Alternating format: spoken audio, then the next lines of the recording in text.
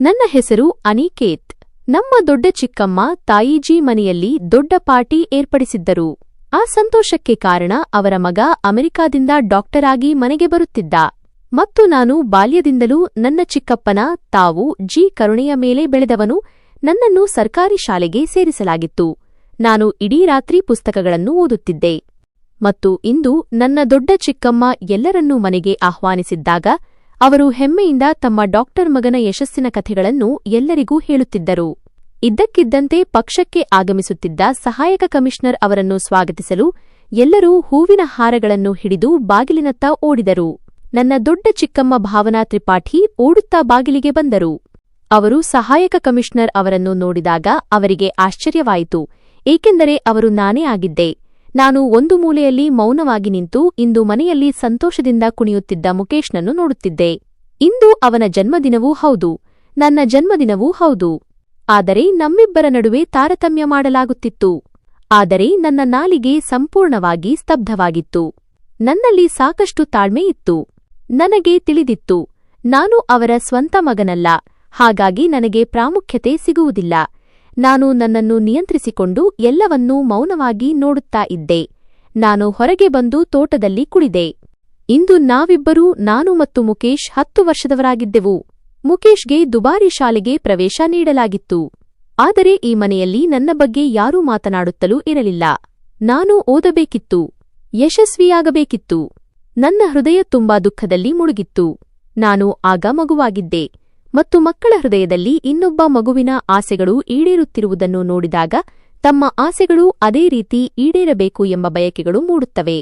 ಆದರೆ ಎಲ್ಲರ ಅದೃಷ್ಟ ಒಂದೇ ರೀತಿ ಇರುವುದಿಲ್ಲ. ಕೆಲವರು ಎಲ್ಲವನ್ನೂ ಕೇವಲ ಹಂಬಲಿಸುವ ಕಣ್ಣುಗಳಿಂದ ನೋಡಬೇಕು ಮತ್ತು ತಮ್ಮ ಹೃದಯವನ್ನು ನಿಯಂತ್ರಿಸಿಕೊಳ್ಳಬೇಕು.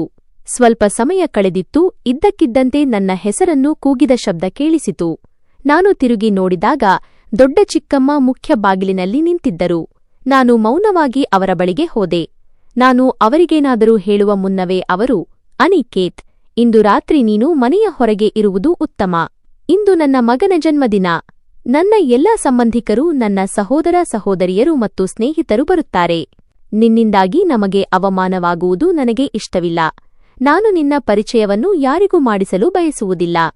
ಆದ್ದರಿಂದ ನೀನು ಮನೆಯ ಹೊರಗೆ ಇರುವುದು ಉತ್ತಮ ಮತ್ತು ಮುಕೇಶ್ಗೆ ಹೆಚ್ಚು ಹತ್ತಿರ ಹೋಗುವ ಅಗತ್ಯವಿಲ್ಲ. ಇಂದು ಅವನಿಂದ ಸಂಪೂರ್ಣವಾಗಿ ದೂರವಿರು. ನಿನ್ನ ಈ ಅನುಪಯುಕ್ತ ಚಟುವಟಿಕೆಗಳಿಂದ ಅವನು ಸಹ ಕೆಡುತ್ತಿದ್ದಾನೆ. ನಿನ್ನ ಸಹವಾಸದ ಪರಿಣಾಮ ನನ್ನ ಮಗನ ಮೇಲೆ ಬೀಳುವುದು ನನಗೆ ಇಷ್ಟವಿಲ್ಲ ಎಂದರು. ಅವರ ಮಾತುಗಳನ್ನು ಕೇಳಿ ನನ್ನ ಹೃದಯಕ್ಕೆ ಬಹಳ ನೋವಾಯಿತು. ಅವರ ಮಾತುಗಳು ನನ್ನ ಹೃದಯವನ್ನು ಛಿದ್ರಗೊಳಿಸಿದವು. ಅವರು ಸ್ಪಷ್ಟ ಪದಗಳನ್ನು ಹೇಳಲಿಲ್ಲವಾದರೂ ಇಂದು ನನ್ನ ಜನ್ಮದಿನವಾಗಿತ್ತು. ಪ್ರತಿ ಮನುಷ್ಯನಂತೆ ನಾನು ನನ್ನ ಜನ್ಮದಿನದಂದು ಸಂತೋಷವಾಗಿರಲು ಬಯಸಿದ್ದೆ, ಏಕೆಂದರೆ ಜನ್ಮದಿನವು ಪ್ರತಿಯೊಬ್ಬರಿಗೂ ವಿಶೇಷ ದಿನವಾಗಿರುತ್ತದೆ. ಆದರೆ ಪ್ರತಿಯೊಬ್ಬ ಮನುಷ್ಯನಿಗೂ ಎಲ್ಲಾ ಸೌಲಭ್ಯಗಳು ಸಿಗುವುದಿಲ್ಲ. ನಾನು ಈ ವಿಷಯವನ್ನು ಮನಸ್ಸಿನಲ್ಲೇ ಒಪ್ಪಿಕೊಂಡು ದೊಡ್ಡ ಚಿಕ್ಕಮ್ಮನಿಗೆ, ಸರಿ ದೊಡ್ಡ ಚಿಕ್ಕಮ್ಮ, ನೀವು ಹೇಳಿದಂತೆ ನಾನು ಮಾಡುತ್ತೇನೆ. ನಾನು ಮುಕೇಶ್ನಿಂದ ದೂರವಿರುತ್ತೇನೆ ಎಂದೆ. ದೊಡ್ಡ ಚಿಕ್ಕಮ್ಮ ಅಲ್ಲಿಂದ ಹೊರಟು ಹೋದರು. ಆದರೆ ನಾನು ಮತ್ತೆ ಹೊರಗೆ ಬಂದು ಕುಳಿತೆ. ನನ್ನ ಕಣ್ಣುಗಳಿಂದ ಯಾವಾಗ ಕಣ್ಣೀರು ಹರಿಯಿತು ನನಗೆ ಗೊತ್ತೇ ಆಗಲಿಲ್ಲ. ನಾನು ಜನಿಸಿದ ನಂತರ ನನ್ನ ತಾಯಿ ಮತ್ತು ತಂದೆಯ ನಡುವೆ ಪ್ರತಿದಿನ ಜಗಳ ಇರುತ್ತಿತ್ತು. ನನ್ನ ತಾಯಿಗೆ ಅವರ ಮೊದಲ ಮಗು ಮಗಳಾಗಬೇಕಿತ್ತು. ಆದರೆ ದುರದೃಷ್ಟವಶಾತ್ ನಾನು ಈ ಜಗತ್ತಿಗೆ ಬಂದೆ. ಇಂದಿನ ಮತ್ತು ಹಿಂದಿನ ದಿನಗಳಲ್ಲಿ ಜನರು ಮಗುವಿನ ಜನನದ ಬಗ್ಗೆ ಸಂತೋಷಪಡುತ್ತಿದ್ದರು. ಆದರೆ ನನ್ನ ತಂದೆ ತಾಯಿ ನನ್ನ ಜನನದ ಬಗ್ಗೆ ಬಹಳ ಅಸಮಾಧಾನ ವ್ಯಕ್ತಪಡಿಸಿದ್ದರು. ನನ್ನ ಜನನದ ಬಗ್ಗೆ ಅವರಿಬ್ಬರಲ್ಲಿ ಯಾರೂ ಸಂತೋಷಪಟ್ಟಿರಲಿಲ್ಲ. ನನ್ನ ತಂದೆ ತಾಯಿ ದಿನ ಬಿಟ್ಟು ದಿನ ಜಗಳವಾಡುತ್ತಿದ್ದರು. ನನ್ನ ತಂದೆ ಇನ್ನೂ ನನ್ನ ಪರವಾಗಿ ಮಾತನಾಡುತ್ತಿದ್ದರು ಮತ್ತು ತಾಯಿಗೆ, ನಿಮಗೆ ಏನಾಗಿದೆ? ನಮ್ಮ ಮನೆಗೆ ಮಗನು ಬಂದಿದ್ದಾನೆ. ನೀವು ಸಂತೋಷಪಡಬೇಕು. ಅಯ್ಯೋ, ಜನರು ಗಂಡು ಮಕ್ಕಳಿಗಾಗಿ ಹಂಬಲಿಸುತ್ತಾರೆ. ನೀವು ಏಕೆ ಬೇಜಾರು ಮಾಡಿಕೊಳ್ಳುತ್ತಿದ್ದೀರಿ ಎಂದು ಹೇಳುತ್ತಿದ್ದರು. ಇದಕ್ಕೆ ನನ್ನ ತಾಯಿ ಯಾವಾಗಲೂ ಮನಸ್ಸಿನ ಆಸೆ ಈಡೇರದೇ ಇದ್ದರೆ ಅಂತಹ ಮಗುವಿನಿಂದ ಏನು ಪ್ರಯೋಜನ ಎಂದು ಹೇಳುತ್ತಿದ್ದರು. ಅವರು ನನ್ನನ್ನು ಮನೆಯ ಸೇವಕಿಯ ಜವಾಬ್ದಾರಿಗೆ ಒಪ್ಪಿಸಿ ಹೋಗುತ್ತಿದ್ದರು. ಸೇವಕಿಯೇ ನನ್ನ ಎಲ್ಲಾ ಕೆಲಸಗಳನ್ನು ಮಾಡುತ್ತಿದ್ದಳು ಮತ್ತು ನಾನು ನಿಧಾನವಾಗಿ ಆ ಸೇವಕಿಗೆ ಒಗ್ಗಿಕೊಂಡೆ, ಏಕೆಂದರೆ ನನ್ನ ತಂದೆ ತಾಯಿಗೆ ತಮ್ಮ ಮಗುವಿನ ಬಗ್ಗೆ ಗಮನ ಹರಿಸಲು ಸಮಯವಿರಲಿಲ್ಲ. ನಾನು ಆ ಸೇವಕಿಯನ್ನೇ ನನ್ನ ತಾಯಿಯೆಂದು ಭಾವಿಸಲಾರಂಭಿಸಿದೆ. ದೇವರ ದಯೆಯಿಂದ ನಮ್ಮ ಬಳಿ ಎಲ್ಲವೂ ಇತ್ತು. ಗೌರವ, ನನ್ನ ತಂದೆಯ ಸಂಪತ್ತು ಮತ್ತು ಇನ್ನಿತರ ಬಹಳಷ್ಟು ವಸ್ತುಗಳು ಅವರ ಬಳಿ ಇದ್ದವು. ದೇವರು ನಮಗೆ ಎಲ್ಲವನ್ನೂ ನೀಡಿದ್ದ. ನಮ್ಮಲ್ಲಿ ಯಾವುದಕ್ಕೂ ಕೊರತೆ ಇರಲಿಲ್ಲ. ಆದರೆ ಏನಾದರೂ ಕೊರತೆಯಿದ್ದರೆ ಅದು ದೇವರಿಗೆ ಧನ್ಯವಾದ ಹೇಳುವ ಕೊರತೆಯಾಗಿತ್ತು. ನಾನು 6 ತಿಂಗಳವನಾದ ನಂತರ ನನ್ನ ತಾಯಿ ಮತ್ತೆ ಗರ್ಭಿಣಿಯಾದರು. ಆದರೆ ನನ್ನ ಜನನದ ನಂತರ ಅವರ ಮನಸ್ಸು ಎಷ್ಟು ಕಹಿಯಾಗಿತ್ತೆಂದರೆ ಅವರಿಗೆ 2ನೇ ಮಗು ಬೇಕಾಗಿರಲಿಲ್ಲ. ತಮ್ಮ ಗರ್ಭಧಾರಣೆಯನ್ನು ಕೊನೆಗೊಳಿಸಲು ಅವರು ಆಸ್ಪತ್ರೆಗೆ ಹೋಗಿದ್ದರು. ಆದರೆ ಅವರಿಬ್ಬರೂ ಮತ್ತೆ ಎಂದಿಗೂ ಹಿಂತಿರುಗಲಿಲ್ಲ. ಆಸ್ಪತ್ರೆಯಿಂದ ಹಿಂತಿರುಗುವಾಗ ಅವರಿಬ್ಬರ ಕಾರು ಭೀಕರ ಅಪಘಾತಕ್ಕೆ ಒಳಗಾಗಿತ್ತು. ಅದರಲ್ಲಿ ಅವರಿಬ್ಬರೂ ಮರಣ ಹೊಂದಿದ್ದರು ಮತ್ತು ಅವರು ಶಾಶ್ವತವಾಗಿ ಈ ಜಗತ್ತಿನಿಂದ ದೂರವಾಗಿದ್ದರು. ಮೊದಲೇ ಅವರು ನನ್ನನ್ನು ಪ್ರೀತಿಸುತ್ತಿರಲಿಲ್ಲ ಮತ್ತು ನಂತರ ಅವರಿಬ್ಬರೂ ನಿಧನರಾದರು. ನಾನು ತುಂಬಾ ಚಿಕ್ಕವನಾಗಿದ್ದೆ. ನನ್ನನ್ನು ಸೇವಕಿ ನೋಡಿಕೊಳ್ಳುತ್ತಿದ್ದಳು ಮತ್ತು ಆ ಸಮಯದಲ್ಲಿ ನನಗೆ ನನ್ನ ತಂದೆ ತಾಯಿ ನನ್ನನ್ನು ಪ್ರೀತಿಸದಿದ್ದರೂ ಸಹ ಅವರ ಹೆಸರು ನನ್ನೊಂದಿಗೆ ಸೇರಿಕೊಂಡಿತ್ತು ಎಂದು ತಿಳಿದಿರಲಿಲ್ಲ. ಈಗ ಆ ಹೆಸರು ಈ ಜಗತ್ತಿನಿಂದ ಅಳಿಸಿಹೋಗಿತ್ತು, ಏಕೆಂದರೆ ಅವರಿಬ್ಬರೂ ಮರಣ ಹೊಂದಿದ್ದರು. ಕೇವಲ 6 ತಿಂಗಳ ವಯಸ್ಸಿನಲ್ಲಿ ನನಗೆ ಏನಾಯಿತು ಎಂದು ನನಗೆ ಗೊತ್ತಿರಲಿಲ್ಲ. ನನ್ನ ತಂದೆಯ ದೊಡ್ಡ ಸಹೋದರರಾದ ನಮ್ಮ ಚಿಕ್ಕಪ್ಪನೇ ನಮಗೆ ಹತ್ತಿರವಾಗಿದ್ದವರು. ನಿಧಾನವಾಗಿ ಅವರು ನನ್ನ ತಂದೆಯ ಆಸ್ತಿಯ ಮೇಲೆ ಹಿಡಿತ ಸಾಧಿಸಲು ಪ್ರಾರಂಭಿಸಿದರು, ಏಕೆಂದರೆ ಅವರ ಸಹೋದರ ಮತ್ತು ಪತ್ನಿ ಮರಣ ಹೊಂದಿದ್ದಾರೆ ಮತ್ತು ಮಗು ಕೇವಲ 6 ತಿಂಗಳದ್ದು ಎಂದು ಅವರಿಗೆ ತಿಳಿದಿತ್ತು. ಹಿಂದೆ ಯಾರೂ ಇರಲಿಲ್ಲ. ಆದ್ದರಿಂದ ಅವರು ಕುತಂತ್ರದಿಂದ ನನ್ನ ತಂದೆ ತಾಯಿಯ ಆಸ್ತಿಯನ್ನು ವಶಪಡಿಸಿಕೊಂಡರು. ಆ ಸಮಯದಲ್ಲಿ ನಾನು ಯಾರು ಏನು ಎಂದು ನನಗೆ ತಿಳಿದಿರಲಿಲ್ಲ. ನನ್ನ ಹಣೆಬರಹವು ನನ್ನೊಂದಿಗೆ ಏನು ಮಾಡಿದೆ ಎಂದು ನನಗೆ ಇನ್ನೂ ತಿಳಿದಿರಲಿಲ್ಲ. ಮೊದಲಿಗೆ ಅವರು ನನ್ನ ತಂದೆಯ ವ್ಯಾಪಾರವನ್ನು ಮಾರಾಟ ಮಾಡಿದರು ಮತ್ತು ಅವರಿಗೆ ಸಿಕ್ಕಿದ ಹಣವನ್ನು ತಮ್ಮ ವ್ಯವಹಾರದಲ್ಲಿ ಹೂಡಿದರು. ಅವರಿಗೆ ಸಹ ದೇವರ ದಯೆಯಿಂದ ಎಲ್ಲವೂ ಇತ್ತು. ಆದರೆ ಅವರ ಮನಸ್ಸು ಇನ್ನೂ ನನ್ನ ತಂದೆಯ ಆಸ್ತಿಯ ಮೇಲೆ ಇತ್ತು ಮತ್ತು ಅವರು ಅದನ್ನು ಸಾಧಿಸುವಲ್ಲಿ ಯಶಸ್ವಿಯಾದರು. ಅದರ ನಂತರ ಅವರು ನಮ್ಮ ಮನೆ ಮತ್ತು ಕಾರುಗಳನ್ನು ಮಾರಾಟ ಮಾಡಿದರು ಮತ್ತು ಕಾನೂನುಬದ್ಧವಾಗಿ ನನ್ನ ಪಾಲನೆಯನ್ನು ತಮ್ಮ ಕೈಗೆ ತೆಗೆದುಕೊಂಡರು. ಅದಕ್ಕಾಗಿಯೇ ಎಲ್ಲವೂ ಅವರಿಗೆ ತಾನಾಗಿಯೇ ಸಿಕ್ಕಿತು.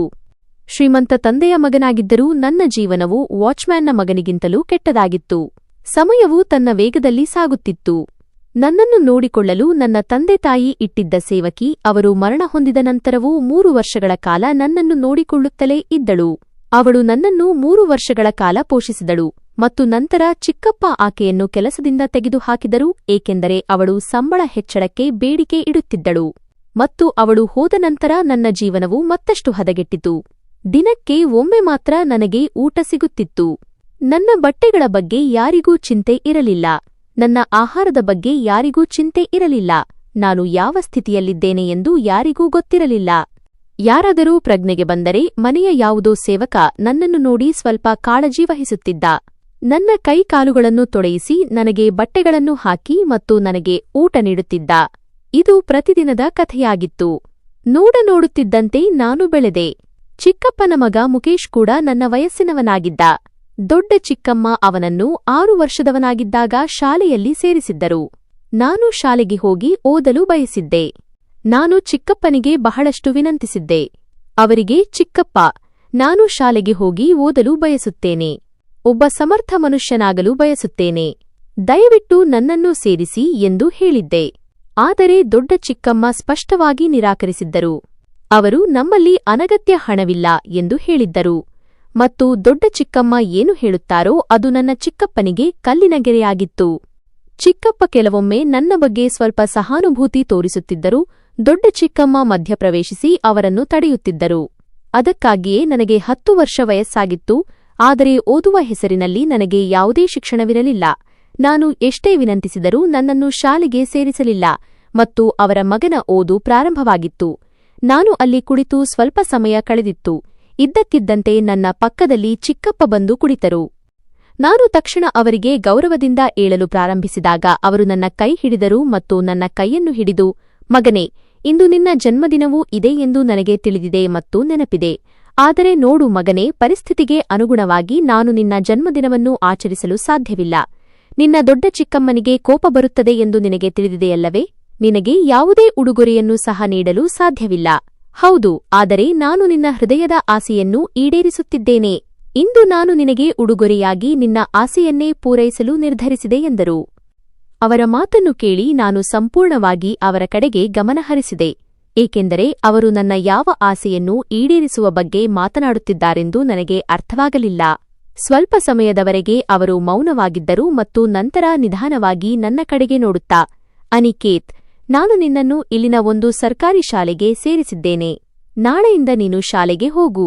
ಸಂಜೆಯೊಳಗೆ ಸೇವಕ ನಿನಗೆ ಪುಸ್ತಕಗಳು, ಬ್ಯಾಗ್ ಮತ್ತು ಯೂನಿಫಾರ್ಮ್ ಇತ್ಯಾದಿಗಳನ್ನು ತಂದುಕೊಡುತ್ತಾನೆ.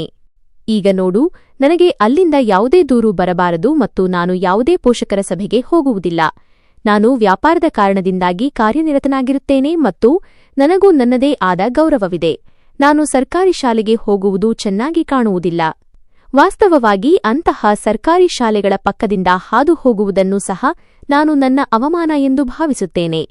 ನಿನ್ನ ಪ್ರವೇಶಕ್ಕಾಗಿ ನಾನು ನಿನ್ನ ದೊಡ್ಡ ಚಿಕ್ಕಮ್ಮನನ್ನು ಎಷ್ಟೊಂದು ಕಷ್ಟಪಟ್ಟು ಒಪ್ಪಿಸಿದ್ದೇನೆ ಎಂದು ನಿನಗೆ ತಿಳಿದಿದೆ. ಇಲ್ಲದಿದ್ದರೆ ಅವಳು ಒಪ್ಪುತ್ತಲೇ ಇರಲಿಲ್ಲ. ನಾನು ಅವಳನ್ನು ಒಪ್ಪಿಸಿದೆ ಮತ್ತು ನಿನ್ನ ಸಲುವಾಗಿ ನಾನು ಇಂದು ಆ ಸರ್ಕಾರಿ ಶಾಲೆಗೆ ಹೋಗಿದ್ದೆ, ನಿನ್ನ ಪ್ರವೇಶದ ಬಗ್ಗೆ ಮಾತನಾಡಲು. ಅನಿಕೇತ್, ನಾನು ಏನು ಹೇಳಲು ಬಯಸುತ್ತಿದ್ದೇನೆ ಎಂದು ನಿನಗೆ ಅರ್ಥವಾಗುತ್ತಿದೆಯಲ್ಲವೇ? ಅವರ ಮಾತನ್ನು ಕೇಳಿ ನಾನು ತಕ್ಷಣ ಅವರ ಕೈ ಹಿಡಿದೆ ಮತ್ತು ಅವರ ಕೈಯನ್ನು ಚುಂಬಿಸಿ, ಚಿಕ್ಕಪ್ಪ, ನಾನು ನಿಮಗೆ ತುಂಬಾ ಋಣಿಯಾಗಿದ್ದೇನೆ. ಇಂದು ನೀವು ನನಗಾಗಿ ಏನು ಮಾಡಿದ್ದೀರಿ ಎಂದು ನಾನು ನಿಮಗೆ ಹೇಳಲು ಸಾಧ್ಯವಿಲ್ಲ. ನೀವು ನನಗೆ ನೀಡಿದ ಈ ಉಡುಗೊರೆಯನ್ನು ನಾನು ಜೀವನ ಪರ್ಯಂತ ಮರೆಯಲು ಸಾಧ್ಯವಿಲ್ಲ.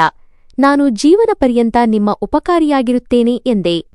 ಚಿಕ್ಕಪ್ಪ ಎಂದು ನನಗೆ ಜೀವನದ ಆ ಸಂತೋಷವನ್ನು ನೀಡಿದ್ದರೂ ಅದಕ್ಕಾಗಿ ನಾನು ಹಂಬಲಿಸುತ್ತಿದ್ದೆ. ಚಿಕ್ಕಪ್ಪ, ನಾನು ಯಾವಾಗಲೂ ಮತ್ತು ಪ್ರತಿ ಪ್ರಾರ್ಥನೆಯಲ್ಲಿ ನಿಮ್ಮ ಯಶಸ್ಸಿಗಾಗಿ ಹಾರೈಸುತ್ತೇನೆ. ದೇವರು ನಿಮಗೆ ಎಲ್ಲಾ ಸುಲಭವನ್ನು ನೀಡಲಿ ಎಂದೆ. ಆಗ ಅವರು ನನ್ನ ತಲೆಯ ಮೇಲೆ ಕೈಯಿಟ್ಟು, ನಿನ್ನ ದೊಡ್ಡ ಚಿಕ್ಕಮ್ಮ ಕೇಳಿದರೆ ಪ್ರವೇಶವನ್ನು ಮನೆಯ ಕಾವಲುಗಾರ ಮಾಡಿಸಿದ್ದಾನೆ ಎಂದು ಹೇಳು, ಏಕೆಂದರೆ ನಾನು ನಿನ್ನ ದೊಡ್ಡ ಚಿಕ್ಕಮ್ಮನಿಗೆ ಇದನ್ನೇ ಹೇಳಿದ್ದೇನೆ. ಉಳಿದಿದ್ದನ್ನು ನಾನು ನೋಡಿಕೊಳ್ಳುತ್ತೇನೆ ಎಂದರು. ನಾನು ಸರಿ ಎಂದು ಹೇಳಿ ನನ್ನ ಸ್ಥಳದಿಂದ ಎದ್ದು ನಿಂತೆ. ನಾನು ತುಂಬಾ ಸಂತೋಷವಾಗಿದ್ದೆ, ಆದರೆ ಅವರು ಒಳಗೆ ಹೋದರು. ನಾನು ತೋಟದಲ್ಲಿ ಕುಣಿದು ಕುಪ್ಪಳಿಸಲು ಬಯಸಿದ್ದೆ. ನನಗೆ ಎಷ್ಟೊಂದು ಸಂತೋಷವಾಗುತ್ತಿತ್ತು ಎಂದರೆ ಅದನ್ನು ಹೇಳಲು ಸಾಧ್ಯವಿಲ್ಲ. ಸಾಕಷ್ಟು ಹೊತ್ತು ನಾನು ಅಲ್ಲೇ ನಿಂತು ನನ್ನ ಸಂತೋಷವನ್ನು ಆಚರಿಸಿಕೊಂಡೆ ಮತ್ತು ನಂತರ ಓಡಿ ಕಾವಲುಗಾರ ಅಂಕಲ್ ಬಳಿಗೆ ಹೋದೆ. ಮನೆಯ ಎಲ್ಲಾ ಸೇವಕರೊಂದಿಗೆ ನನಗೆ ಉತ್ತಮ ಸ್ನೇಹವಿತ್ತು. ಅವರು ನನ್ನೊಂದಿಗೆ ಉತ್ತಮವಾಗಿ ನಡೆದುಕೊಳ್ಳುತ್ತಿದ್ದರು, ಏಕೆಂದರೆ ಅವರೆಲ್ಲರೂ ನನ್ನನ್ನು ಬಾಲ್ಯದಿಂದಲೂ ತಿಳಿದಿದ್ದರು ಮತ್ತು ನಾನು ಸಹ ಅವರೊಂದಿಗೆ ಬಹಳ ಮೃದುವಾಗಿ ವರ್ತಿಸುತ್ತಿದ್ದೆ. ನಾನು ಹೋಗಿ ತಕ್ಷಣ ಕಾವಲುಗಾರ ಅಂಕಲ್ ಅವರನ್ನು ತಬ್ಬಿಕೊಂಡೆ. ನನ್ನ ಸಂತೋಷವನ್ನು ನೋಡಿ ಅವರು, ಏನಾಯಿತು ಮಗನೇ, ತುಂಬಾ ಸಂತೋಷವಾಗಿ ಕಾಣುತ್ತಿದ್ದೀಯಾ ಎಂದರು. ನಾನು ಅವರ ಕೈ ಹಿಡಿದು, ಅಂಕಲ್, ನಿಮಗೆ ಗೊತ್ತಾ, ಇಂದು ನನಗೆ ಶಾಲೆಗೆ ಪ್ರವೇಶ ಸಿಕ್ಕಿದೆ. ನನಗೆ ಎಷ್ಟು ಸಂತೋಷವಾಗುತ್ತಿದೆ ಎಂದು ಹೇಳಲು ಸಾಧ್ಯವಿಲ್ಲ ಎಂದೆ. ಕಾವಲುಗಾರ ಅಂಕಲ್, ಮಗನೇ, ಸರ್ಕಾರಿ ಶಾಲೆಗೆ ಪ್ರವೇಶ ಸಿಕ್ಕಿದೆ ಅಲ್ಲವೇ? ಸಾಹೇಬರ ಮಗನಂತೆ ಖಾಸಗಿ ಶಾಲೆಗೆ ನಿನ್ನ ಪ್ರವೇಶವಾಗಲು ಸಾಧ್ಯವಿಲ್ಲ. ಇದು ನನಗೆ ತಿಳಿದಿದೆ ಎಂದರು. ಅವರ ಮಾತನ್ನು ಕೇಳಿ ನಾನು ತಲೆಯನ್ನು ನಿರಾಕರಣೆಯಲ್ಲಿ ಅಲ್ಲಾಡಿಸಿದೆ ಮತ್ತು ಅವರನ್ನು ನೋಡುತ್ತಾ, ಅಂಕಲ್, ಓದುವ ಮಕ್ಕಳು ಎಲ್ಲಿ ಬೇಕಾದರೂ ಓದುತ್ತಾರೆ ಎಂದು ನಾನು ಎಲ್ಲೋ ಕೇಳಿದ್ದೆ. ಸರ್ಕಾರಿ ಶಾಲೆ ಅಥವಾ ಖಾಸಗಿ ಶಾಲೆ ಮುಖ್ಯವಲ್ಲ, ಶಿಕ್ಷಣವೇ ಮುಖ್ಯ ಮತ್ತು ಉತ್ತಮ ಶಿಕ್ಷಣವನ್ನು ಪಡೆದು ಎಲ್ಲೆಡೆ ಯಶಸ್ವಿಯಾಗಬಹುದು. ನನಗೆ ಸರ್ಕಾರಿ ಶಾಲೆಗೆ ಪ್ರವೇಶ ನೀಡಲಾಗಿದೆ, ಖಾಸಗಿ ಶಾಲೆಗೆ ಅಲ್ಲ ಎಂಬ ವಿಷಯ ನನಗೆ ಮುಖ್ಯವಲ್ಲ.